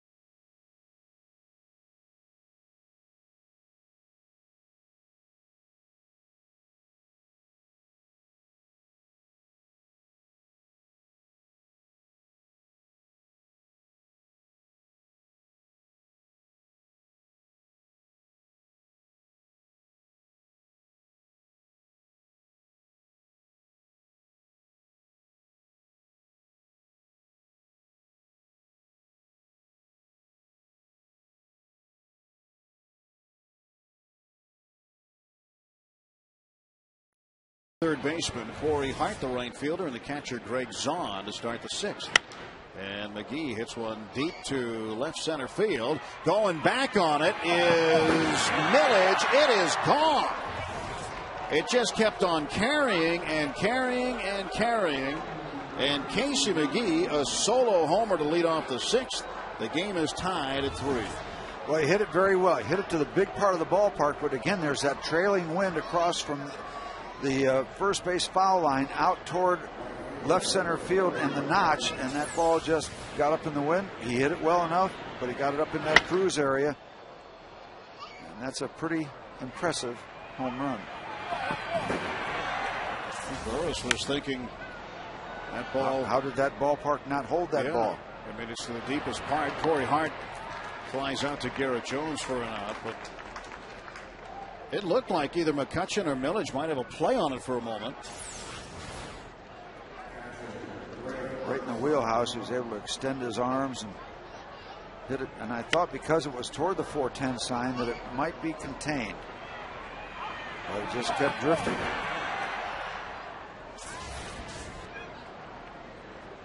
One out. Greg Zahn takes ball 1. Back to even. That's the way it's gone. The Pirates had 2 on the board. And then the Brewers countered with 2 of their own in the top of the 4th. Pirates would get one in the bottom half of the 4th. And now here in the top of the 6th, Casey McGee hits the equalizer out deep to left center field. Well, when you've lost 8 in a row, you're unsure of anything. And the Brewers just trying to find some way to break this streak. And that ball may have caught the button on the front of Zahn's jersey, so he's hit by a pitch. So, Mr. and Mrs. Coates of Carnegie, there's another one of your deals, although this is not one of those loose-fitting uniforms. Well, that got him down low, did it? Let's see. It'd be a back ankle job here. Oh, just man. Off the bagginess. The baggy pants around the shins. Flopping in the breeze. Ball hit it.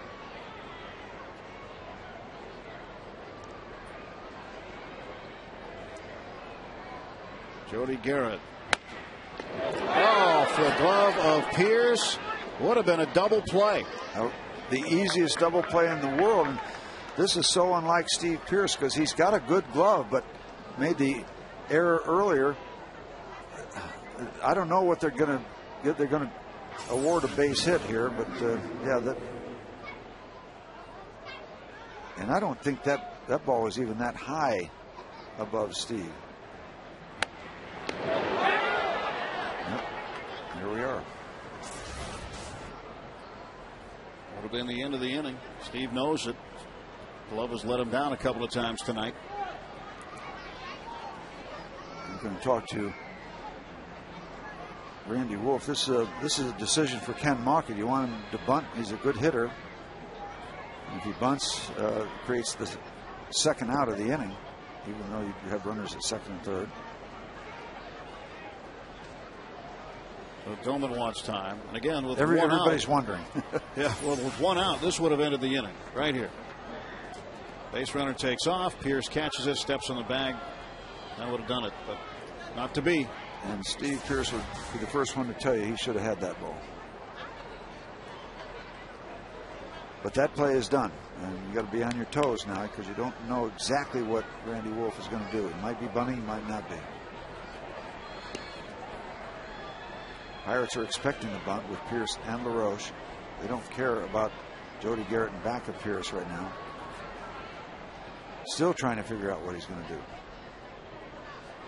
This may take a while. It could. Cat and mouse. Now DJ Carrasco getting ready to go in the Pirate pen.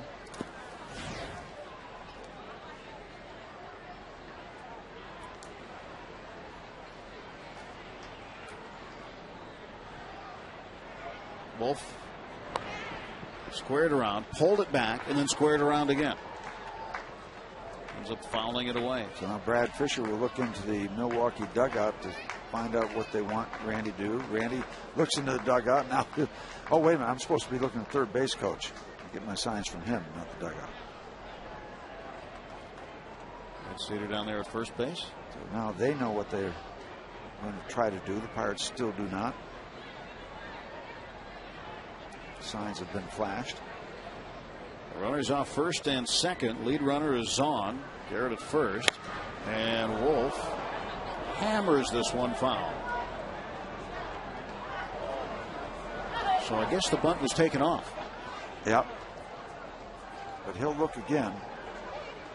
Down to Brad Fisher, flashing the signs.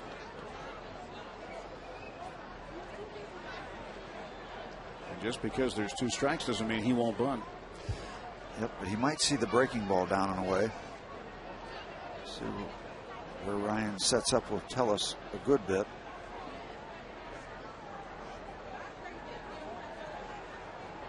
He's swinging.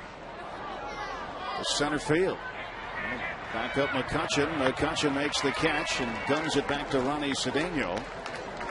And that is out number 2.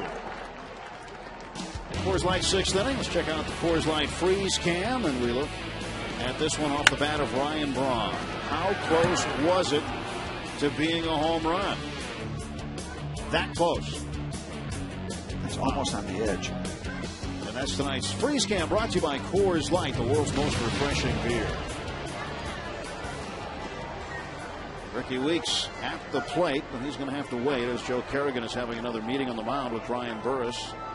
Yeah, here's another crisis. We had one last inning in the 5th inning when he got Prince Fielder to pop out to center field with the bases loaded.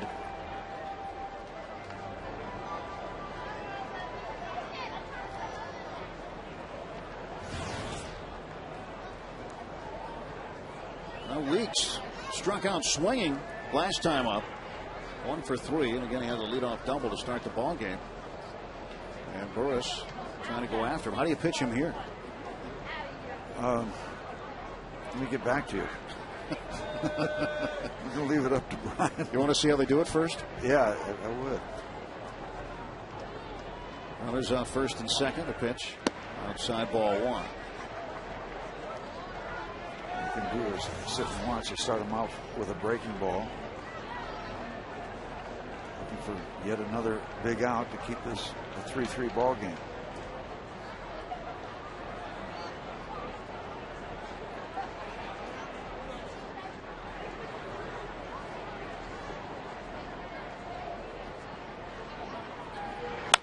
Pitch, ground ball, second base. Crosby gets the late hop, throws him out. And 2 runners are stranded. Burris does give up the home run to Casey McGee.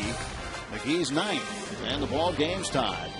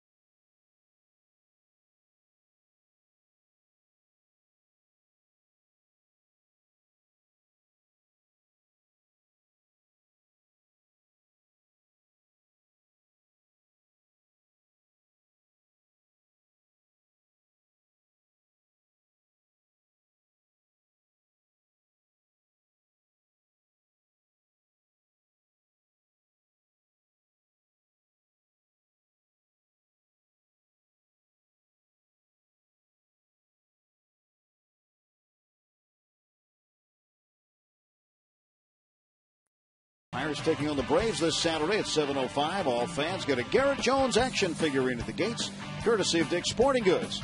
It's also an Eat Park Scratch and Win Saturday. All fans receive a scratch card good for prizes from Eaton Park. For tickets, visit Pirates.com. Incredible likeness, isn't it? Looks like a power hitter, doesn't he? And having a rough night tonight. Yeah, time to be one right now. Randy Jones. That gives away my age. Randy Wolf has struck him out twice. Randy Jones used to fill it up in San Diego. Yep. Cy Young Award winner. He used to show up when he pitched.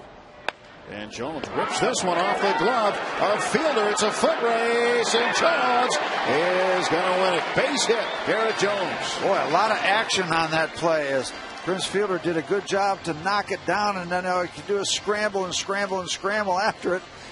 The race was on between Jones and Wolf. There's the good stop. Really good reaction play by Prince. The good effort.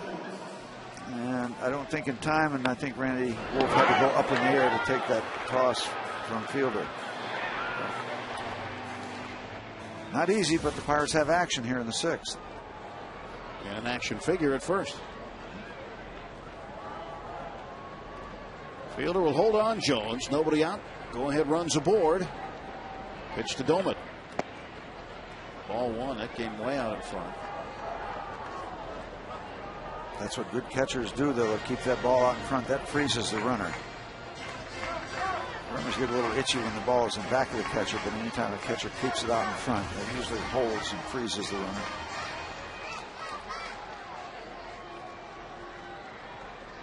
Doman batting .279.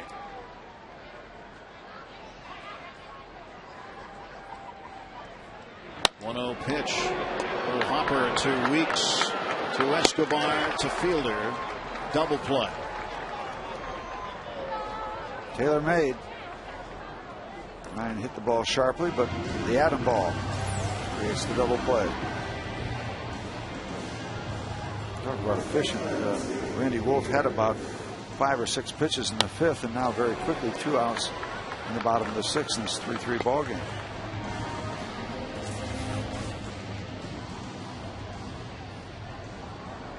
Steve Pearce trying to make amends for some faulty glove work tonight.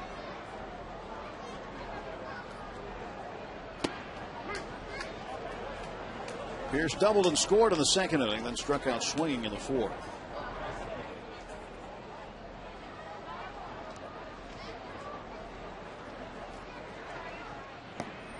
Just waited on that. Slow curve again, 65 miles an hour. Ted Fish just floating up there. Where that ball was caught. Well, the gravity took it down between home plate and zone. Same kind of thing he tried and successfully tried against Steve. So a lot of the slow stuff and then get Pearce to chase the high fastball. Didn't happen there. Pearce's expression said it all. He said, "Oh." He didn't like that one at all. But regardless, it's a 1-2 count. Now it's 2-2. When you see a 65-mile-an-hour curveball, an 87-mile-an-hour fastball looks like a freight train. Feels like a freight train coming at you. Pearce. Big change, big separation. 2-2 pitch. Hits this one pretty well to left. And Braun's not going to get it. That'll bounce into the seats for a ground rule double. Second double of the game for Steve Pearce. And the Pirates have the go-ahead run in scoring position. And that's all the strength of Steve Pearce. That looked like another slow curveball, and he was out in front, but that's how strong he is. He just rifled it over the head of Ryan Braun.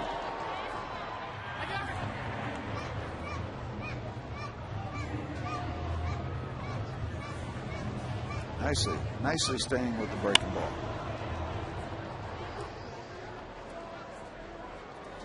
Braun trying to bluff him for some reason, but nobody on. Yep. Now Steve Pearce will have all the room he wants on his lead because they've got to play LaRoche pretty honestly. So you combine that with the fact there's 2 outs, base hit to the outfield, should be a done deal to score. They will get the lead. They're straight away at short and second.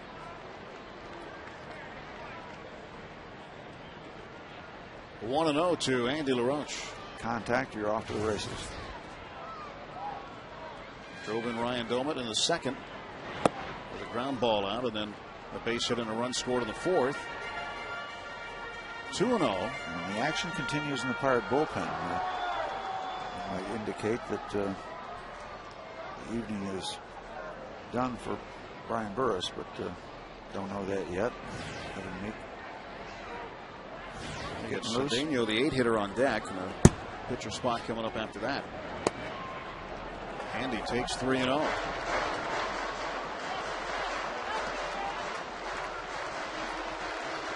Remember, back in the fourth inning, they gave Cedeno the green light, 3-0. See what happens with LaRoche. It was successful. Wolf getting his signs from Greg Zahn. 2 outs. Pierce at second. And there is strike one. LaRoche taking all the way. And Wolf not conceding there and throwing the fastball, the usually automatic 3-0 fastball. Perhaps thinking that the light was green.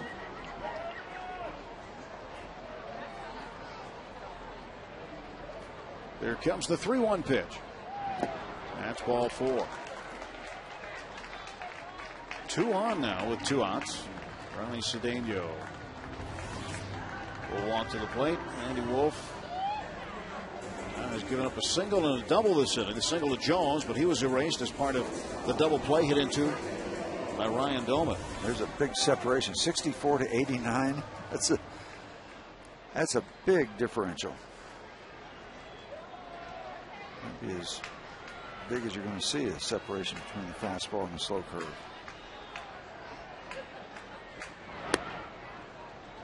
One ball, no strikes. Burris has a bat out on deck, but if Cedeno gets aboard, more than likely that won't be the case. Well, now Delwyn Young has come out on deck. The Pirates actually have 2. Well, no, Delwyn is just getting something for his bat. He's just let the cat out of the bag, it would appear. 1-0 is high. 2-0. Nothing doing in the Milwaukee bullpen. In the bottom half of the 6th of a 3-3 game, each team with 7 hits. You might understand that Kenny Mark is a little reluctant to go to his bullpen these days. Well, over the last 8 games, their ERA is better than 11.5. That group out there. Wolf trying to go deep into this game to give his team a chance. 2-0.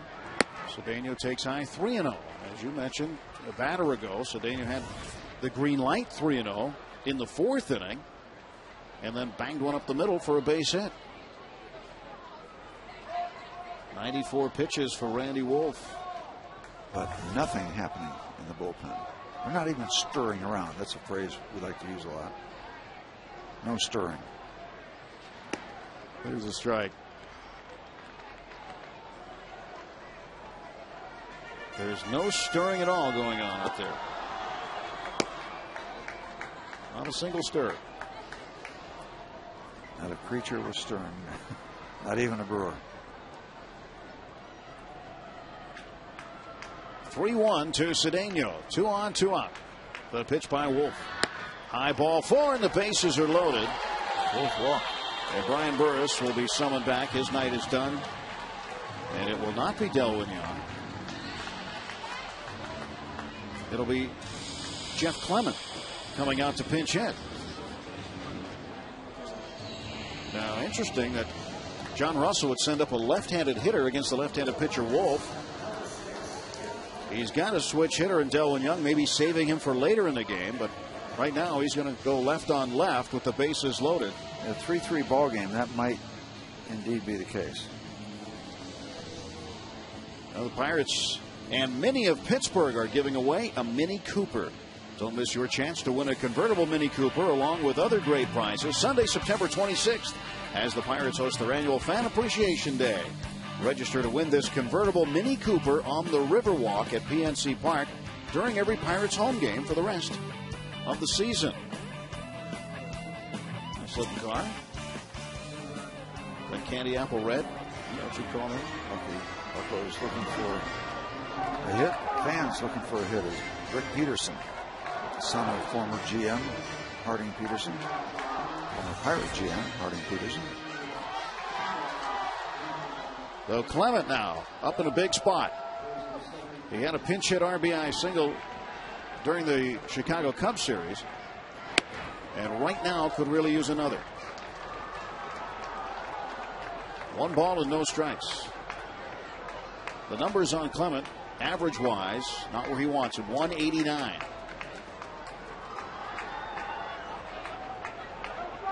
So Clement looking out. 1 ball, no strikes. Randy Wolf delivers. Strike call.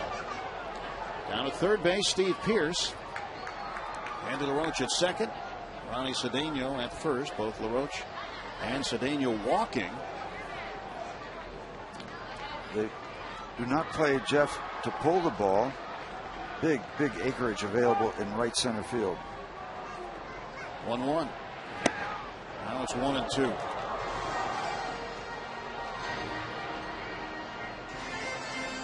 Lastings, Millage on deck. Pirates would like to see him come up with guys in scoring position instead of with nobody on. Now, well, Randy Wolf got the strike he wanted to with a high fastball, high inside fastball, because that opens up the off-speed pitches if he wants to go in that direction to try to get him to chase after up and in with the heat. Zahn still wants it inside. 1-2. Clement gets it up in the air to first. Fielder makes the catch, and the Pirates miss out on an opportunity in the 6th, leaving the bases loaded.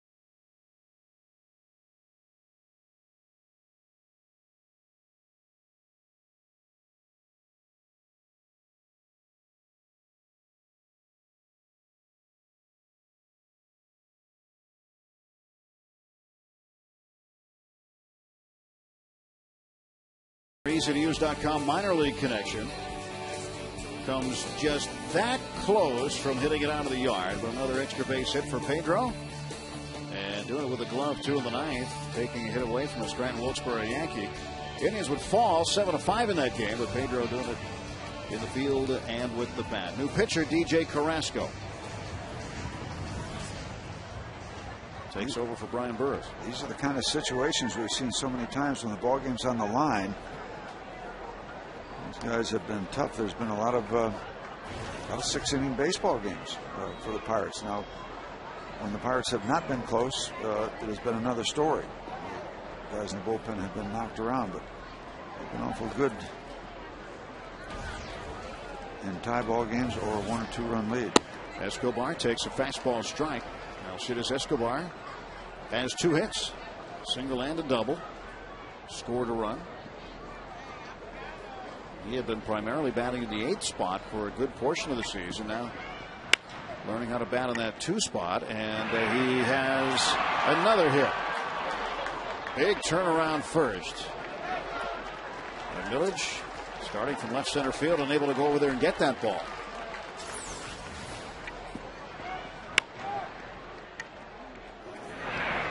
That close.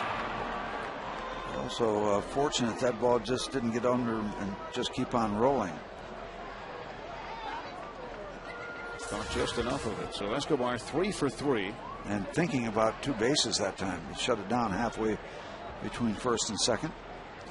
And now the challenge for DJ Carrasco, the heart of the Brewers lineup. Braun is 2 for 6 with 2 runs batted in his career against Carrasco. Shortens up, just taking the pitch. That's a strike. And again, nothing doing the Brewers bullpen as Randy Wolf is right at that 100 pitch mark or thereabouts, very close to it. Well, Wolf's a veteran guy. He probably is not all that concerned about a pitch count. Probably not. Roy Halladay last night, same thing, threw 132 pitches. And that Philadelphia lost to the Pirates. You know, talking about pitching, Charlie Manuel came out late in the ball game. And typically, almost 99 times out of 100 in a big league game, you're going to see the manager, when he comes out late in the ball game, come get the pitcher. He did something more along the old school manner. He just went out to see how his starter was doing. And Roy said, I'm okay. And he turned around and went back to the dugout, let him finish up. Bill Verdon came out to me once in the first inning at Dodger Stadium and said, "Are you trying?" I said, "Yes," and he went back. That was it. In the first inning? Yeah, we had scored 4, and I'd given already 3 back in the bottom of the first. True story. 0-1 to Braun. That was low. You know, people want to know, hey, what did they say? What did he come out and say? Are you trying? Yep. That's good. Good enough. Back he went. At least you were honest with him. Yep, we did win the ball game. Quick throw to first base. The tag slapped on Escobar by Pierce. You know, these kind of scenarios, you almost figure that most at bats, Ryan Braun is going to hit the ball hard. You got to get him to hit the ball hard on the ground at somebody, and then you got a very easy double play. That last part is the easiest part of that whole equation.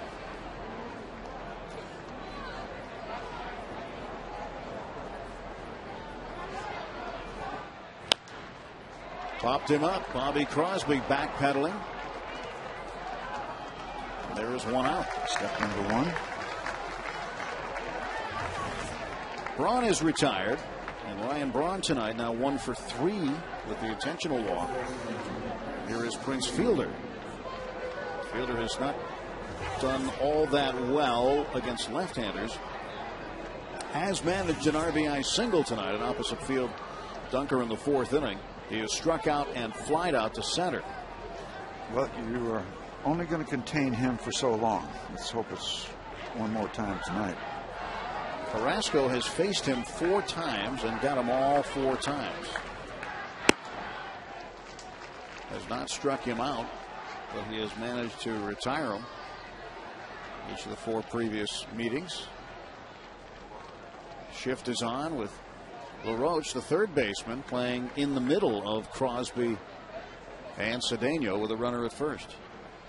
Same shift they used on Ryan Howard.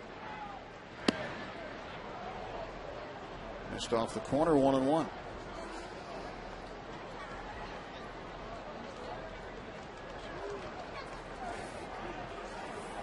Two nights ago, the Phillies' Howard hit the ball everywhere the shift wasn't. Last night, similar circumstance. He's an uppercut kind of a guy, the typical left-hand power hitter. Likes to get under the ball, lift it, so you don't get all that high a percentage of ground balls. Now he's got him with strike 2. 1 ball, 2 strikes on Prince Fielder.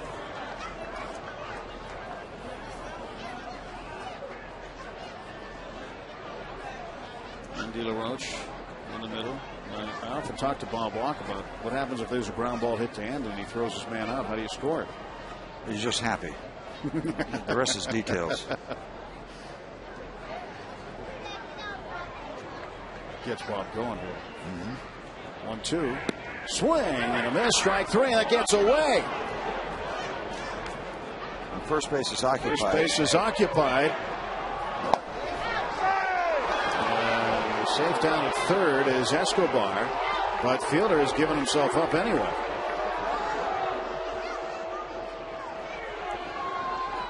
Fielder gave himself up. He's in the dugout.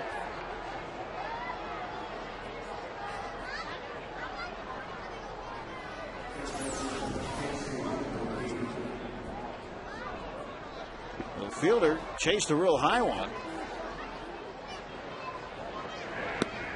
Ball gets away, so there's Escobar. And then he sees that Pirates aren't paying a whole lot of attention, so he gets that extra base. There's 2 outs. That's the good news at this point. We'll hope we can clean this up against Casey McGehee, who homered his last at bat. Yeah, he homered to the deepest part of the ballpark. So the strikeout recorded. 2 men out. And Carrasco got through Braun and Fielder, with McGehee hitting behind those two. 322 average, drives in a go-ahead run. Yep, the slider stayed upstairs and the bat is splintered. It sounded like a banjo, but he got enough of it.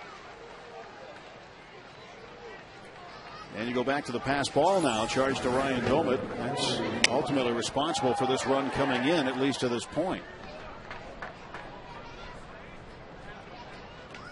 Get the strikeout of Fielder, and Escobar doesn't move up if the ball does not get past Domit.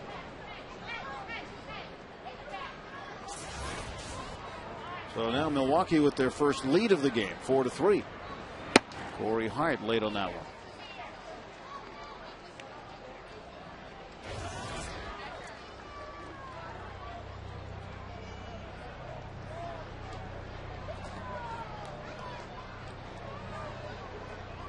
Oh, and 1 to Hart. Hart's 0 for 3. And Burris pitched well tonight, but don't have nothing to do with it now. DJ Carrasco. 6 innings, 3 runs, 7 hits. Certainly did his part to keep the Pirates in the game. Carrasco's the guy on the hook right now.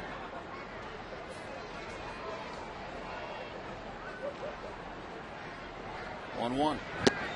1-2 now to Corey Hart.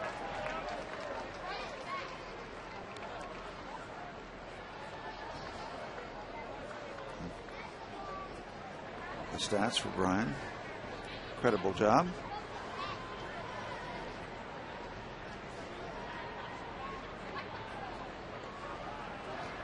The stretch and the 1-2 coming to Hart. There he goes. No. Hirschbeck couldn't be talked into that one. Yep, held up. Good reason. He held up. Yep.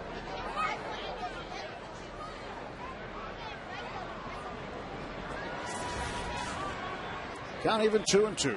Runner at first is Casey McGehee. Watch out. Just a bullet over the dugout.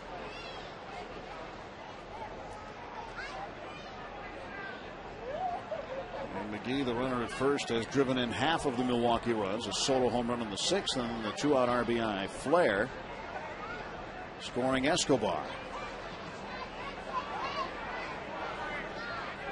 And Carrasco trying to get the Pirates to the plate in the bottom half of the 7th.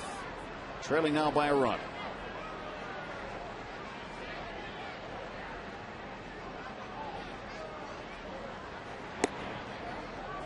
Count full 3-2, so look for McGehee to take off.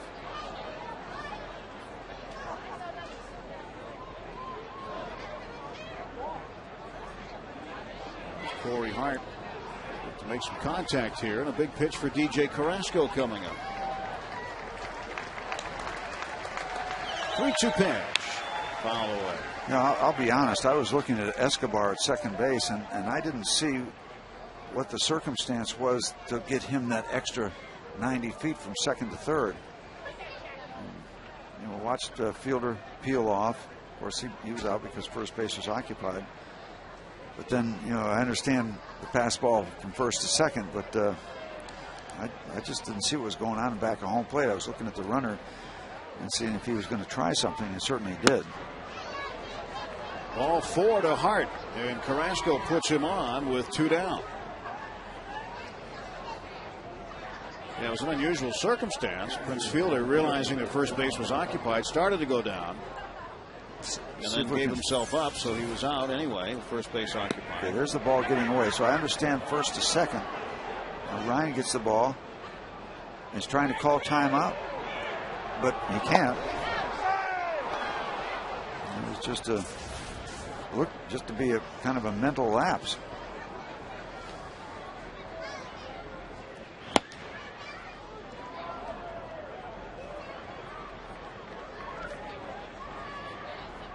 One ball, no strikes to Greg Zaun. And Zaun tonight hit by a pitch. Well, he wasn't hit by a pitch. His pants were hit by the pitch. Back in the 6th. He's got a big fold in the front of pants from the knee down to the top of the shoe tops. And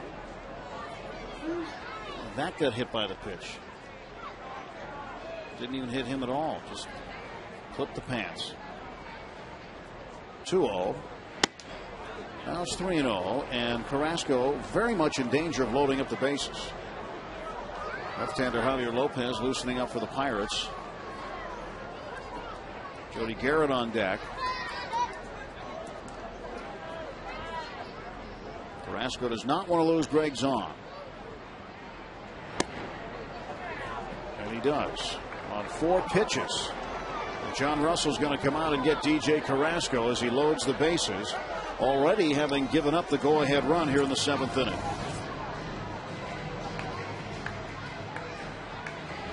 .23 pitches in 2/3 of an inning for DJ Carrasco. Our Columbia Gas 811 call to the pen has been made.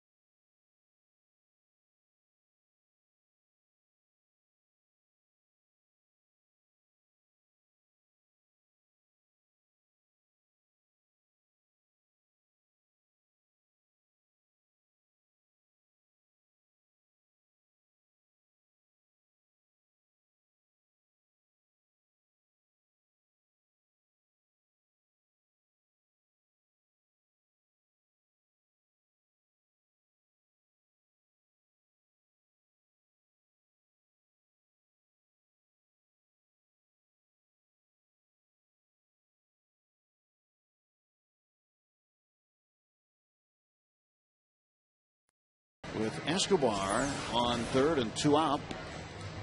Bat dies a winner here. Floats one in the left. Escobar scores, and the Brewers have their first lead of the ball game, 4-3.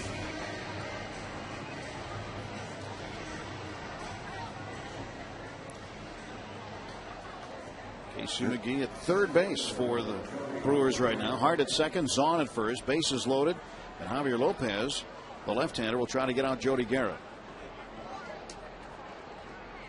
Carrasco goes 2/3 of an inning. Has given up the 1 run so far, but each guy on base is his responsibility.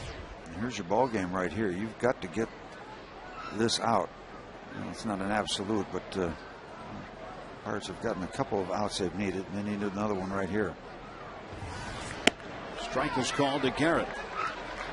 Jody Garrett has reached twice tonight, once on an error by Steve Pearce in the 5th, and then a single in the 6th. Back in the 3rd, his first at bat, he flied out to center.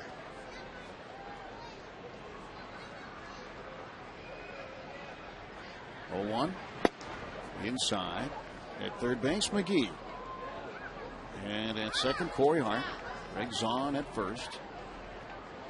Jody Garrett, a 1-1 count. Pirates led 2-0 after 2. It was 2-2 in the top of the fourth. In the bottom of the fourth, the Pirates took the lead at 3-2. Foul ball. And Javier Lopez coming from the first baseline to Jody Garrett. That's got to be so tough to adjust to it, especially to pull the ball. You've got to be so far out in front. I think so much more. Well, just to hold your feet still and hold that front leg from twitching, just bailing out, just completely sidearm. As ahead 1-2, let's see if they try it again. If he continues to try to come from way over on the side. Yep. He got him. Strike 3. And the Brewers, for the second time in the game, leave them loaded. Lopez puts out the fire, but Carrasco lets one in.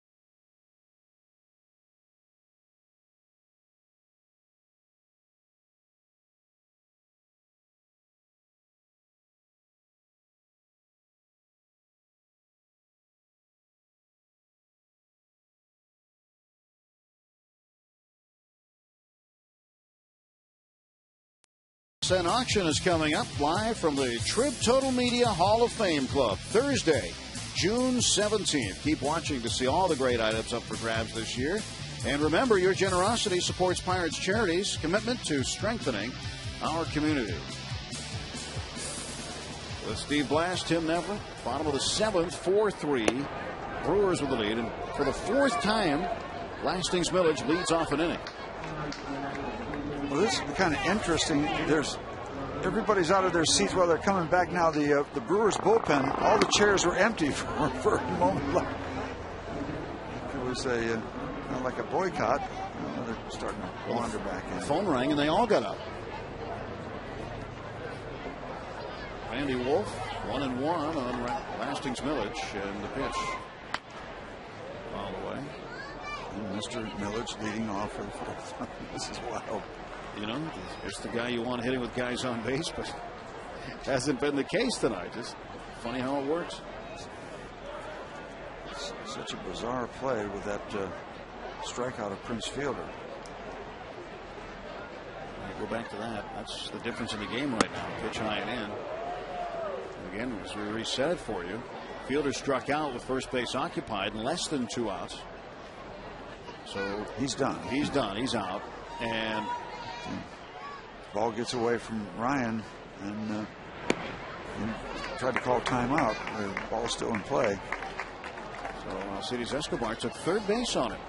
Well, the way that it's scored. And you never know how it's going to play out. You know, the base hit might have scored him anyway, but you never know if the base hit is going to occur. So just a bizarre set of circumstances. Corey Hart giving it a run, but that'll fall into no man's land.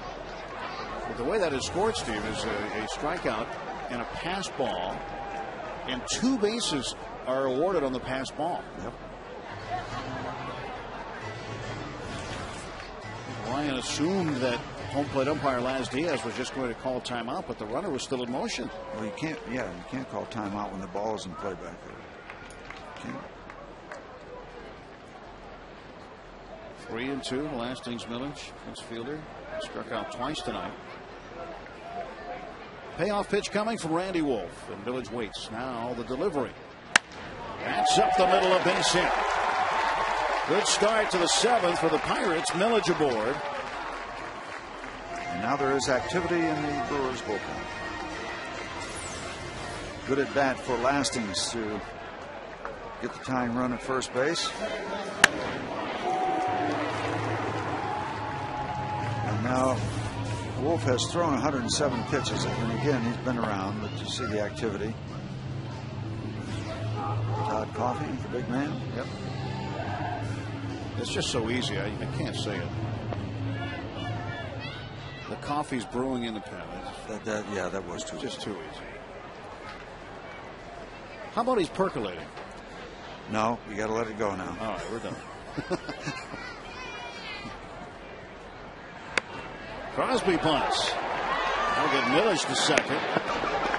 Pirates playing a little small ball here in the 7th inning, and now McCutchen comes up with a chance to drive with a tying run.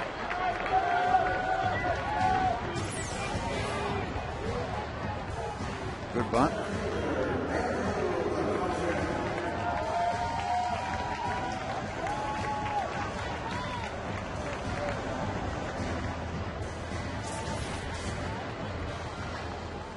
Down by Crosby, get the bunt down. Pitchers were working early today on bunting. They've had their struggles recently with the sacrifice bunt. So all the pitchers were out for early work on that today. McCutchen breaking ball. That's in low. 1 ball and no strikes. 1 for 3 tonight for McCutchen. Batting average at .329. Nothing wrong with a little extra work before regular practices start. 109 pitches for Wolf. Might get something accomplished, plus get you out of the house. Get you out early. That's why they call it early work. 2-0. Jones on deck. But McCutchen would like to handle some business right here. Yeah, catch a gap shot and just trade places with Mr. Millage.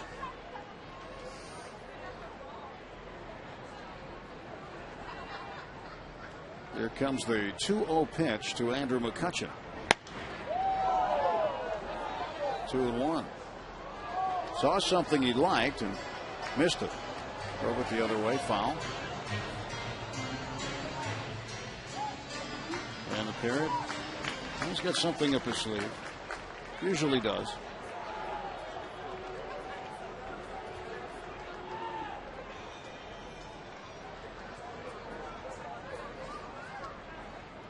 Here comes the 2-1. It's a 3-ball, 1-strike count to McCutchen. So he can be a little more finicky about the pitch that he sees. Jones waiting on deck. He would like to drive in some more runs. 28 runs batted in for Jones. He leads the club. And McCutchen with 13. 3-1 pitch. Ball 4. So 2 on and 1 out. T-shirt Thursdays are back. Pirate fans, don't miss the next T-shirt Thursday. As your Bucks battle the Brewers tomorrow at 7:05. All fans receive a Pirates T-shirt at the gates, courtesy of the U.S. Army Corps of Engineers. For tickets, visit Pirates.com. You can come in and get that T-shirt right there. Garrett Jones doing a presentation of the T-shirt. Now he hopes to present a run or two. Yep. Now, 113 pitches. You wonder if Randy Wolf's getting a little tired now. A mistake could be very costly. Leave something up over the plate for Garrett. Jones struck out in the first, struck out in the third, got a base hit off the glove of Prince Fielder in the sixth. Fielder playing off the line this time. First pitch is high, ball one. And sometimes when you get deep in a ball game, you get a little physically tired. That's for sure, and you can make a mistake. But you also get mentally tired too. And you got to be really careful that you don't get careless. You got to keep grinding if you're thinking in terms of what Randy Wolf is trying to do here. And just lose your concentration for a minute. Strike just on the outside edge. And at the knees. 1-1 to Jones. This year, with runners in scoring position, Jones hitting .359 with 21 runs batted in. You could have some fun now if you catch a gap with Andrew getting as much as he wants of a lead at first base. Uh-oh. Oh, boy. They had a shot at Lasting's Millage there as Escobar was there very, very quickly, and Randy Wolf was thinking about throwing.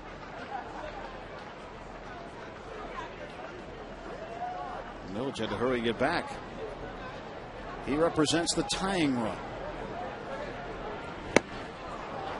1-2 to Jones.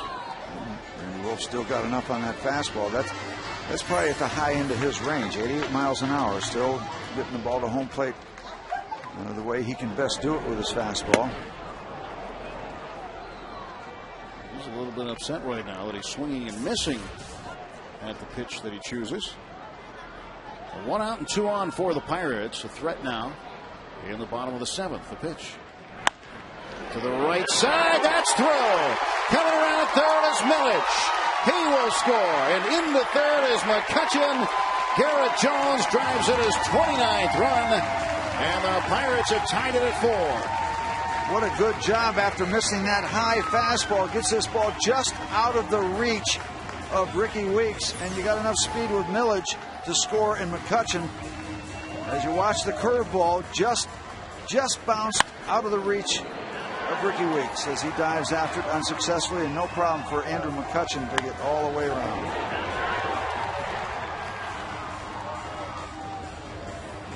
Really good at bat for Garrett.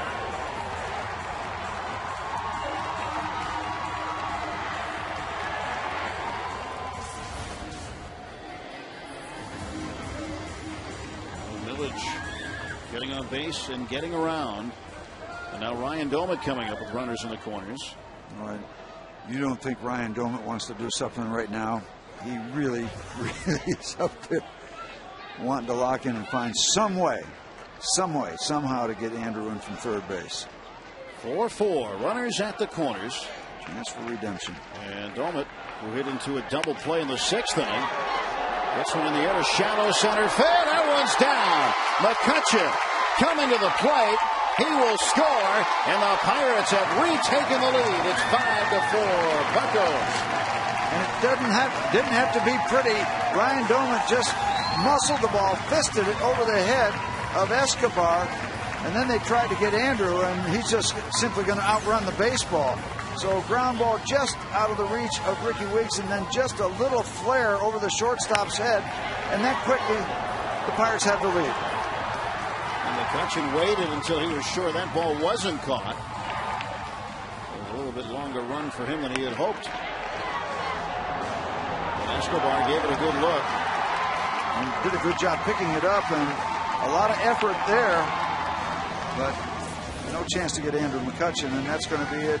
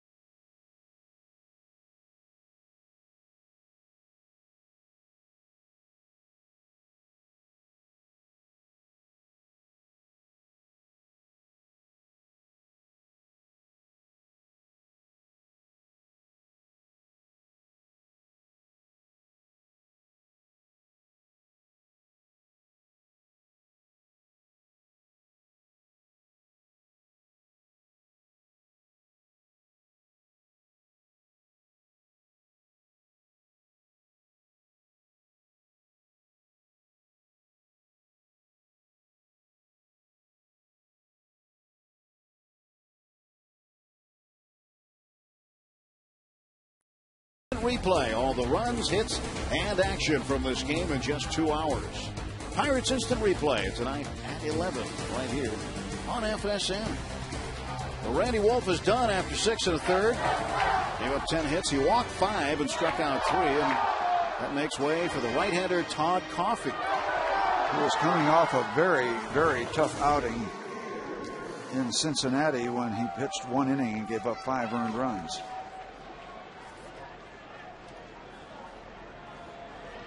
Well, the Pirates still in business. A quick 2 spot here in the bottom of the 7th inning. Pierce has faced Coffey 3 times in his career. He has 2 base hits off of him. And Pierce with a good night at the plate. 2 doubles tonight. He has scored a run. 2 for 3. 5-4 Pirates. Jones at second, Doman at first.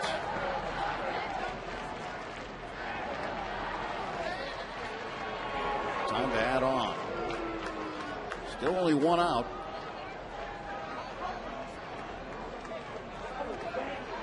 The inning started with the Lastings Millage base hit up the middle.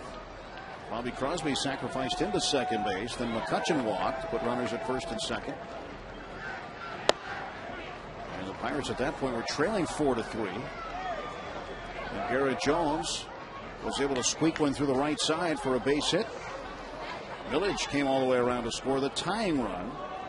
And then Ryan Domitz, flute single to center, scored McCutchen from third with the go-ahead run.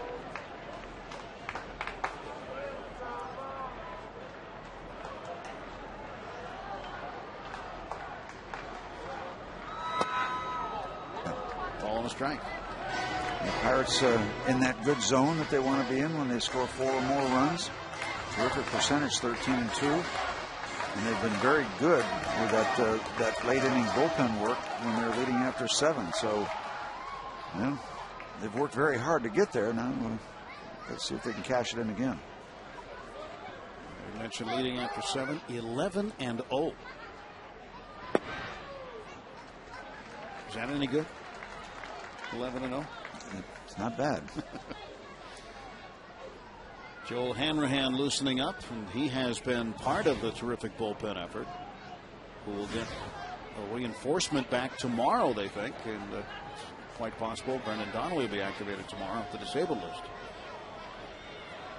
2-1. That's the count. Todd Coffey delivers. And Pierce through the hole. That's a base hit. Jones is going to get waved around. Ryan Braun up. He will throw back to second base. Domick gets in safely. Jones scores. Pirates up by 2 at 6-4. Pierce driving in a run. Steve Pierce got to be feeling good about the offense. And again, redemption for him. Made an error. Could have had a double play, but has balanced the ledger at least with his offense tonight with the 2 doubles. And now this huge RBI single to give a little bit more breathing room to the Pirates. And they're still in business, just still 1 out. Jones comes in, and Pierce 3 out of 4. Now Andy LaRoche will try his hand, and he hits one to the left side. Escobar can't handle it, and the bases are loaded. And he might have been thinking about what he's going to do with that ball when he got it, but never did get it. Whether he's going to try for the force at second, go all the way across. Might have hurried a little bit because of the double play opportunity. Never did find the handle. Especially the second time when he looked up to see what was going on and still didn't have the ball right there. Well, Andy LaRoche catches a break, too. That's been scored a base hit. Wow. Good for Andy. He will definitely take it. Well, he has to. It's his. It's his. Well, you know what I mean. He'll gladly accept it. Absolutely. Todd Coffey now in trouble after relieving Randy Wolf. And so Wolf responsible for giving up Millage's run, McCutchen's run, and Jones's run. And the book's still open on him as Ryan Domitt is at third base. So And when you can score them, Wolf will give up 4 of the same. And that's what happens when you're on this kind of a losing streak, because nobody worked harder tonight than Randy Wolf. Kept his team in the ball game, and the final numbers will not indicate that at all. He labored hard for the Brewers. Number 8 hitter Ronnie Cedeno. The base is full and 1 down. Coffey deals a fastball inside, 92 miles an hour. And Tim, this is what happens when you're on this kind of a skid. In the middle of these kind of streaks, it just seems like things happen to extend the streak. And it'll eventually end, but while it's going on, these kind of things happen to you. Not that it's over. It's certainly not over, but it's not looking like it was when they were up 4-3. Garrett Jones, couple of hits tonight. Lastings Milledge has 1 hit, but he made it count. 1-1 the count to Ronnie Cedeno. Pirates have a chance to really open this one up. 1-2.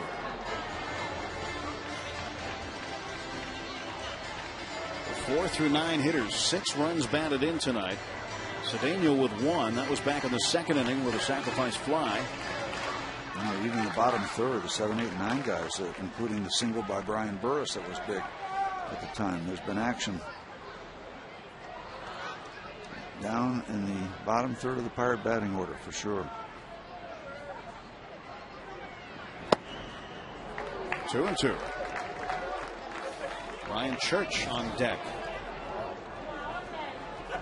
Church has been starting a lot lately, now coming off the bench tonight. Roche has reached base 3 times. Cedeno a sacrifice. A couple of times reaching the base, and then the Burris base hit. So they've done their share. Cedeno making it tougher on Todd Coffey. Base is full. 2 balls, 2 strikes. He'll get another pitch. And there's more activity in the Brewers bullpen, but it is of the right-handed variety. So looks like Ryan Church will face a right-hand pitcher, unless there's a double play. Look at John Axford up. Recent call up from AAA Nashville. And the hex being placed now on the Brew Crew. 2-2 pitch to Cedeno. Inside. And the count goes full, 3-2. Coffey continues to try to pound Cedeno inside, but he has been unsuccessful, more than successful, hitting that inside edge of the plate. And Todd Coffey with more free passes than strikeouts. Ground ball left side, Escobar. He'll go to second for 1, back to first, double play. Just what the Brewers needed to get out of the inning, but the Pirates managed to get 3 runs. Garrett Jones driving in one of them. 6-4 Pirates heading to the 8th.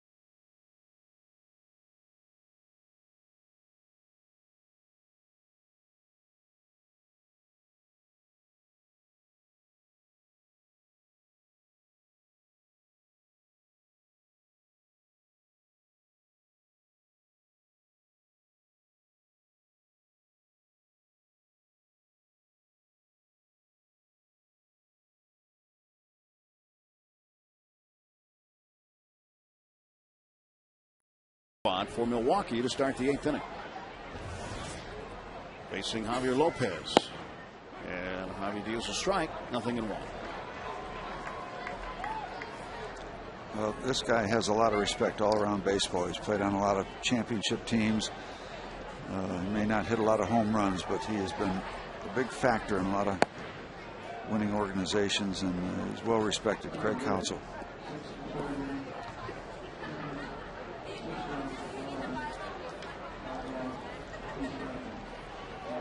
One ball, one strike. Here's the pitch from Lopez.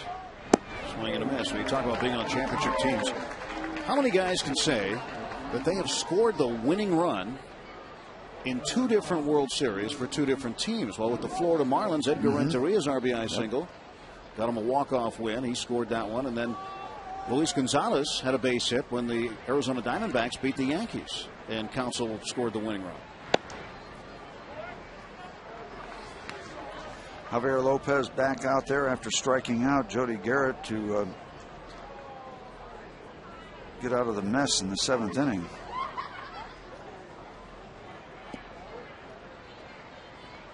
Two pitch.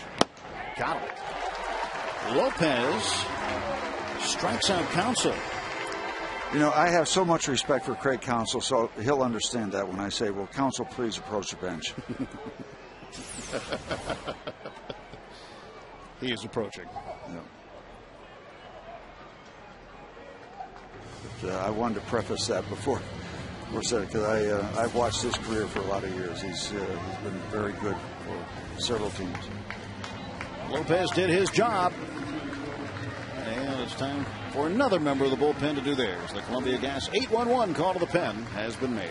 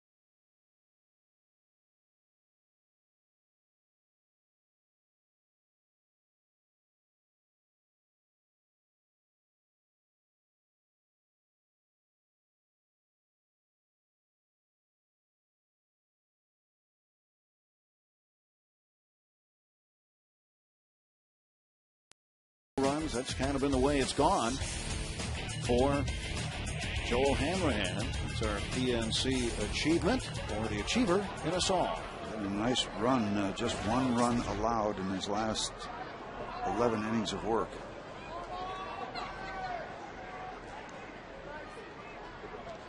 "15 innings, 22 strikeouts. That's the best number right there. And Javier Lopez couldn't have been any better. 2/3 of an inning, 2 strikeouts. Ricky Weeks at the plate. He had a double his first time up. That's been it. Fouls this one away down the right side. Weeks lined out to left in the 3rd, struck out in the 5th, grounded out to 2nd in the 6th. Came in hitting .250, and when you go 1 for 4, you stay at .250.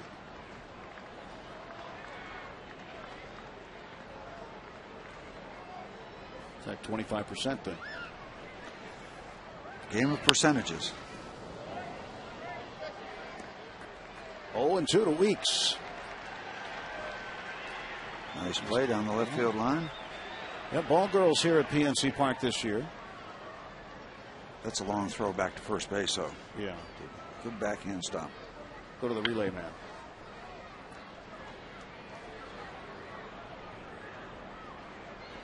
That is managing the Bucko blast. There's a strike.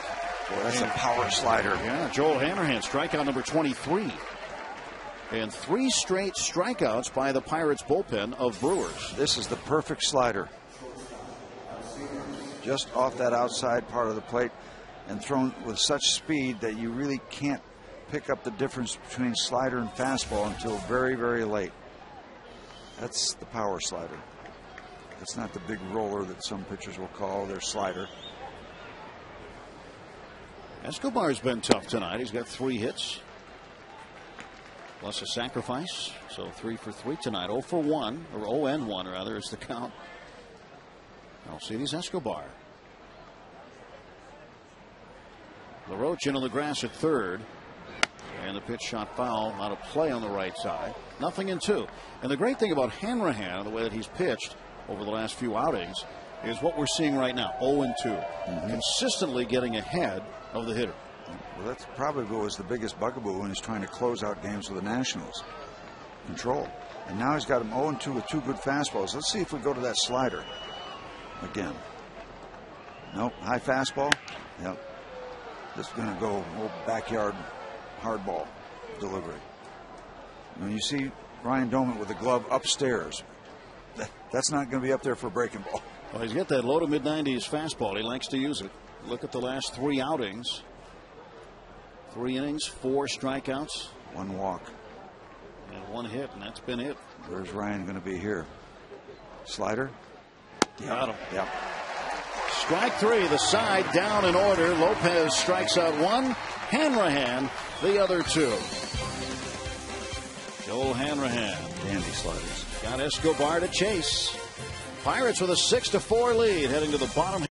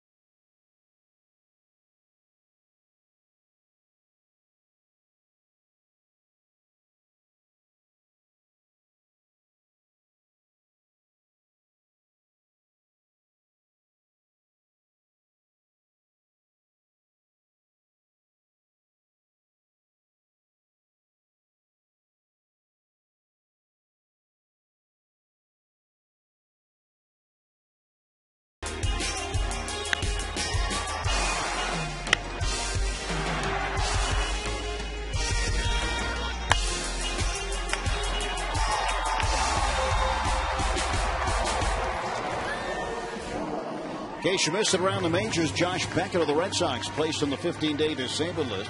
Asdrubal Cabrera had surgery this morning to repair the ulna bone in his left arm. Grady Sizemore, deep bone bruise on the left knee, 15-day DL. It's a MASH unit in Cleveland right now. And Hanley Ramirez apologized individually to all of his teammates. Started tonight against St. Louis, is 2 for 3 already, but no score between Florida and the Cardinals. And Delwin Young hitting in the 9 spot for Hanrahan, facing the newcomer, John Axford. Just called up from AAA, made one appearance Saturday. Handful of appearances for the Brewers last year. Pitch to Young. Foul tip. The mustachio, John Axford, called up Saturday.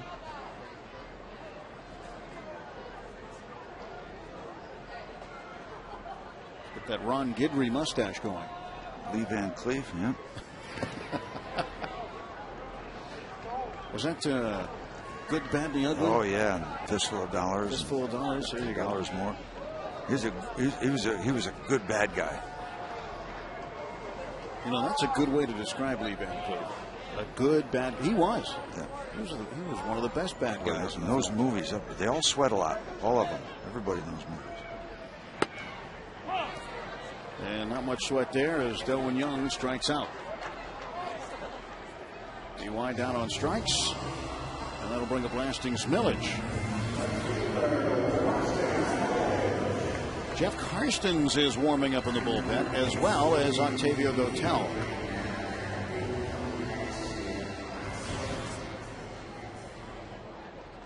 Two arms going right now. Pirates a 2-run lead in the bottom half of the 8th inning. Axford's pitch, and that is blown away. Lasting's got it started in the bottom of the 7th when the Pirates put up the 3 spot. Single up through the middle. Innocent beginning and turned into a Pirate lead. 1-0. That's a strike. You know, in the midst of this nice offensive comeback, let's not forget critical outs that were recorded by Pirates pitchers. Get some big ones when they needed them. Still going to need 3 more. Foul back. Axford from Port Dover in Ontario, Canada. Pitched at every level of the minor leagues last year and then went to the majors. Paul Maholm going tomorrow. I don't know if Prince Fielder's going to be excited about that.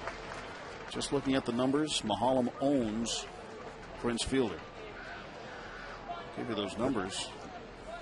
Consider that ownership sometimes is not as good a word as lease. So far, he's owned the lease on him. He certainly has. Fielder is 3 out of 37, hitting .081 against Paul Maholm. And Paul has struck him out 11 times. Walked him once. Keep it going. Number 28. Keep it going. So Prince might not sleep all that well tonight.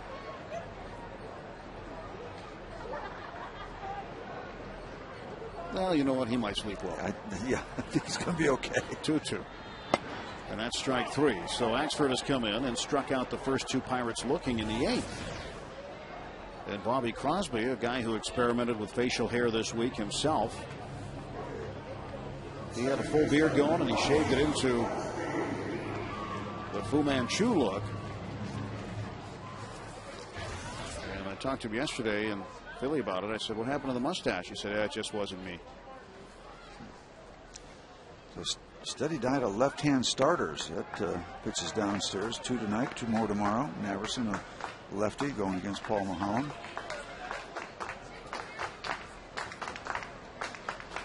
Two down, bottom of the 8th. Pirates lead at 6-4. And Crosby.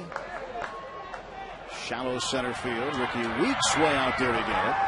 And Axford gets the Pirates in order. On to the 9th. And Octavio Dotel will come in to try to shut the door on the Brew Crew. Braun, Fielder, and McGee due up.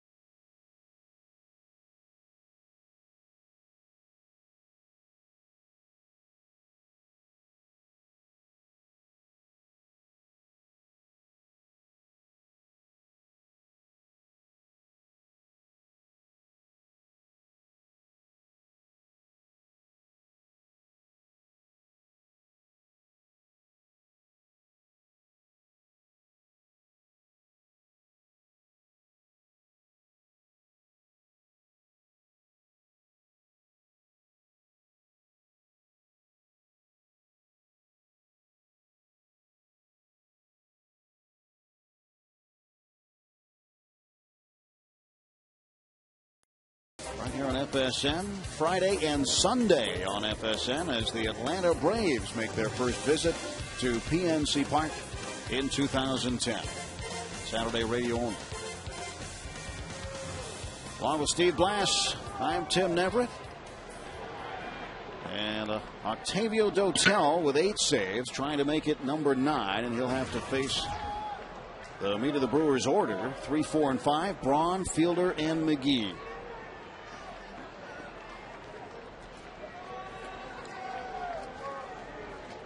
Nice work last night, the 1-2-3 nights for Octavio.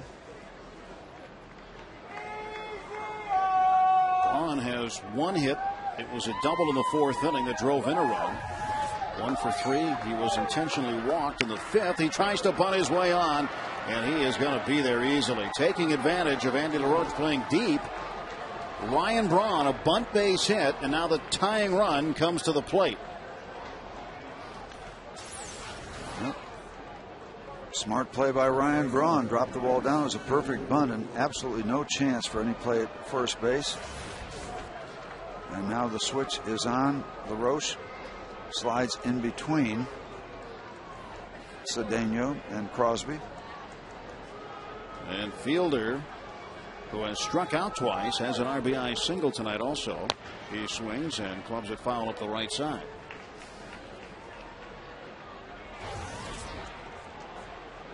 Dotel has struck out 23 batters in his 16 innings of work. Fielder, strikeout candidate. Fielder and Dotel have only faced each other 3 times before. Fielder 1 for 3. And now he's behind 0-2. And some off-speed stuff.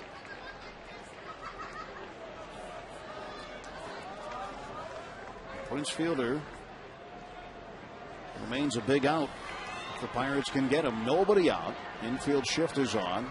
Left side of the infield wide open. Prince a pull hitter. See if they stay with the soft stuff.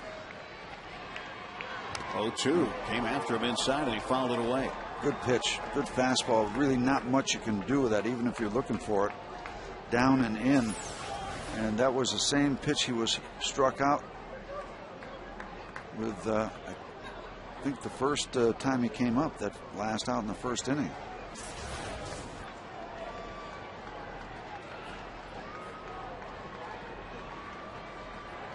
There goes Braun, swing and a miss, strike 3, throw down. Braun is safe. And nobody at third base, and Braun is out. Braun thought he would go, and Andy LaRoche tagged him out. How about that? And here's how it unfolds: the strikeout, and then Braun is easily in at second. I don't think he realized that Andy still had the ball. He didn't. Absolutely not. And LaRoche just chased him down. It's the old shift trick play. Bowman likes that. And now the Pirates are out away. McGee fouls it off. Talk about things getting settled down in a hurry. You may never see that play again.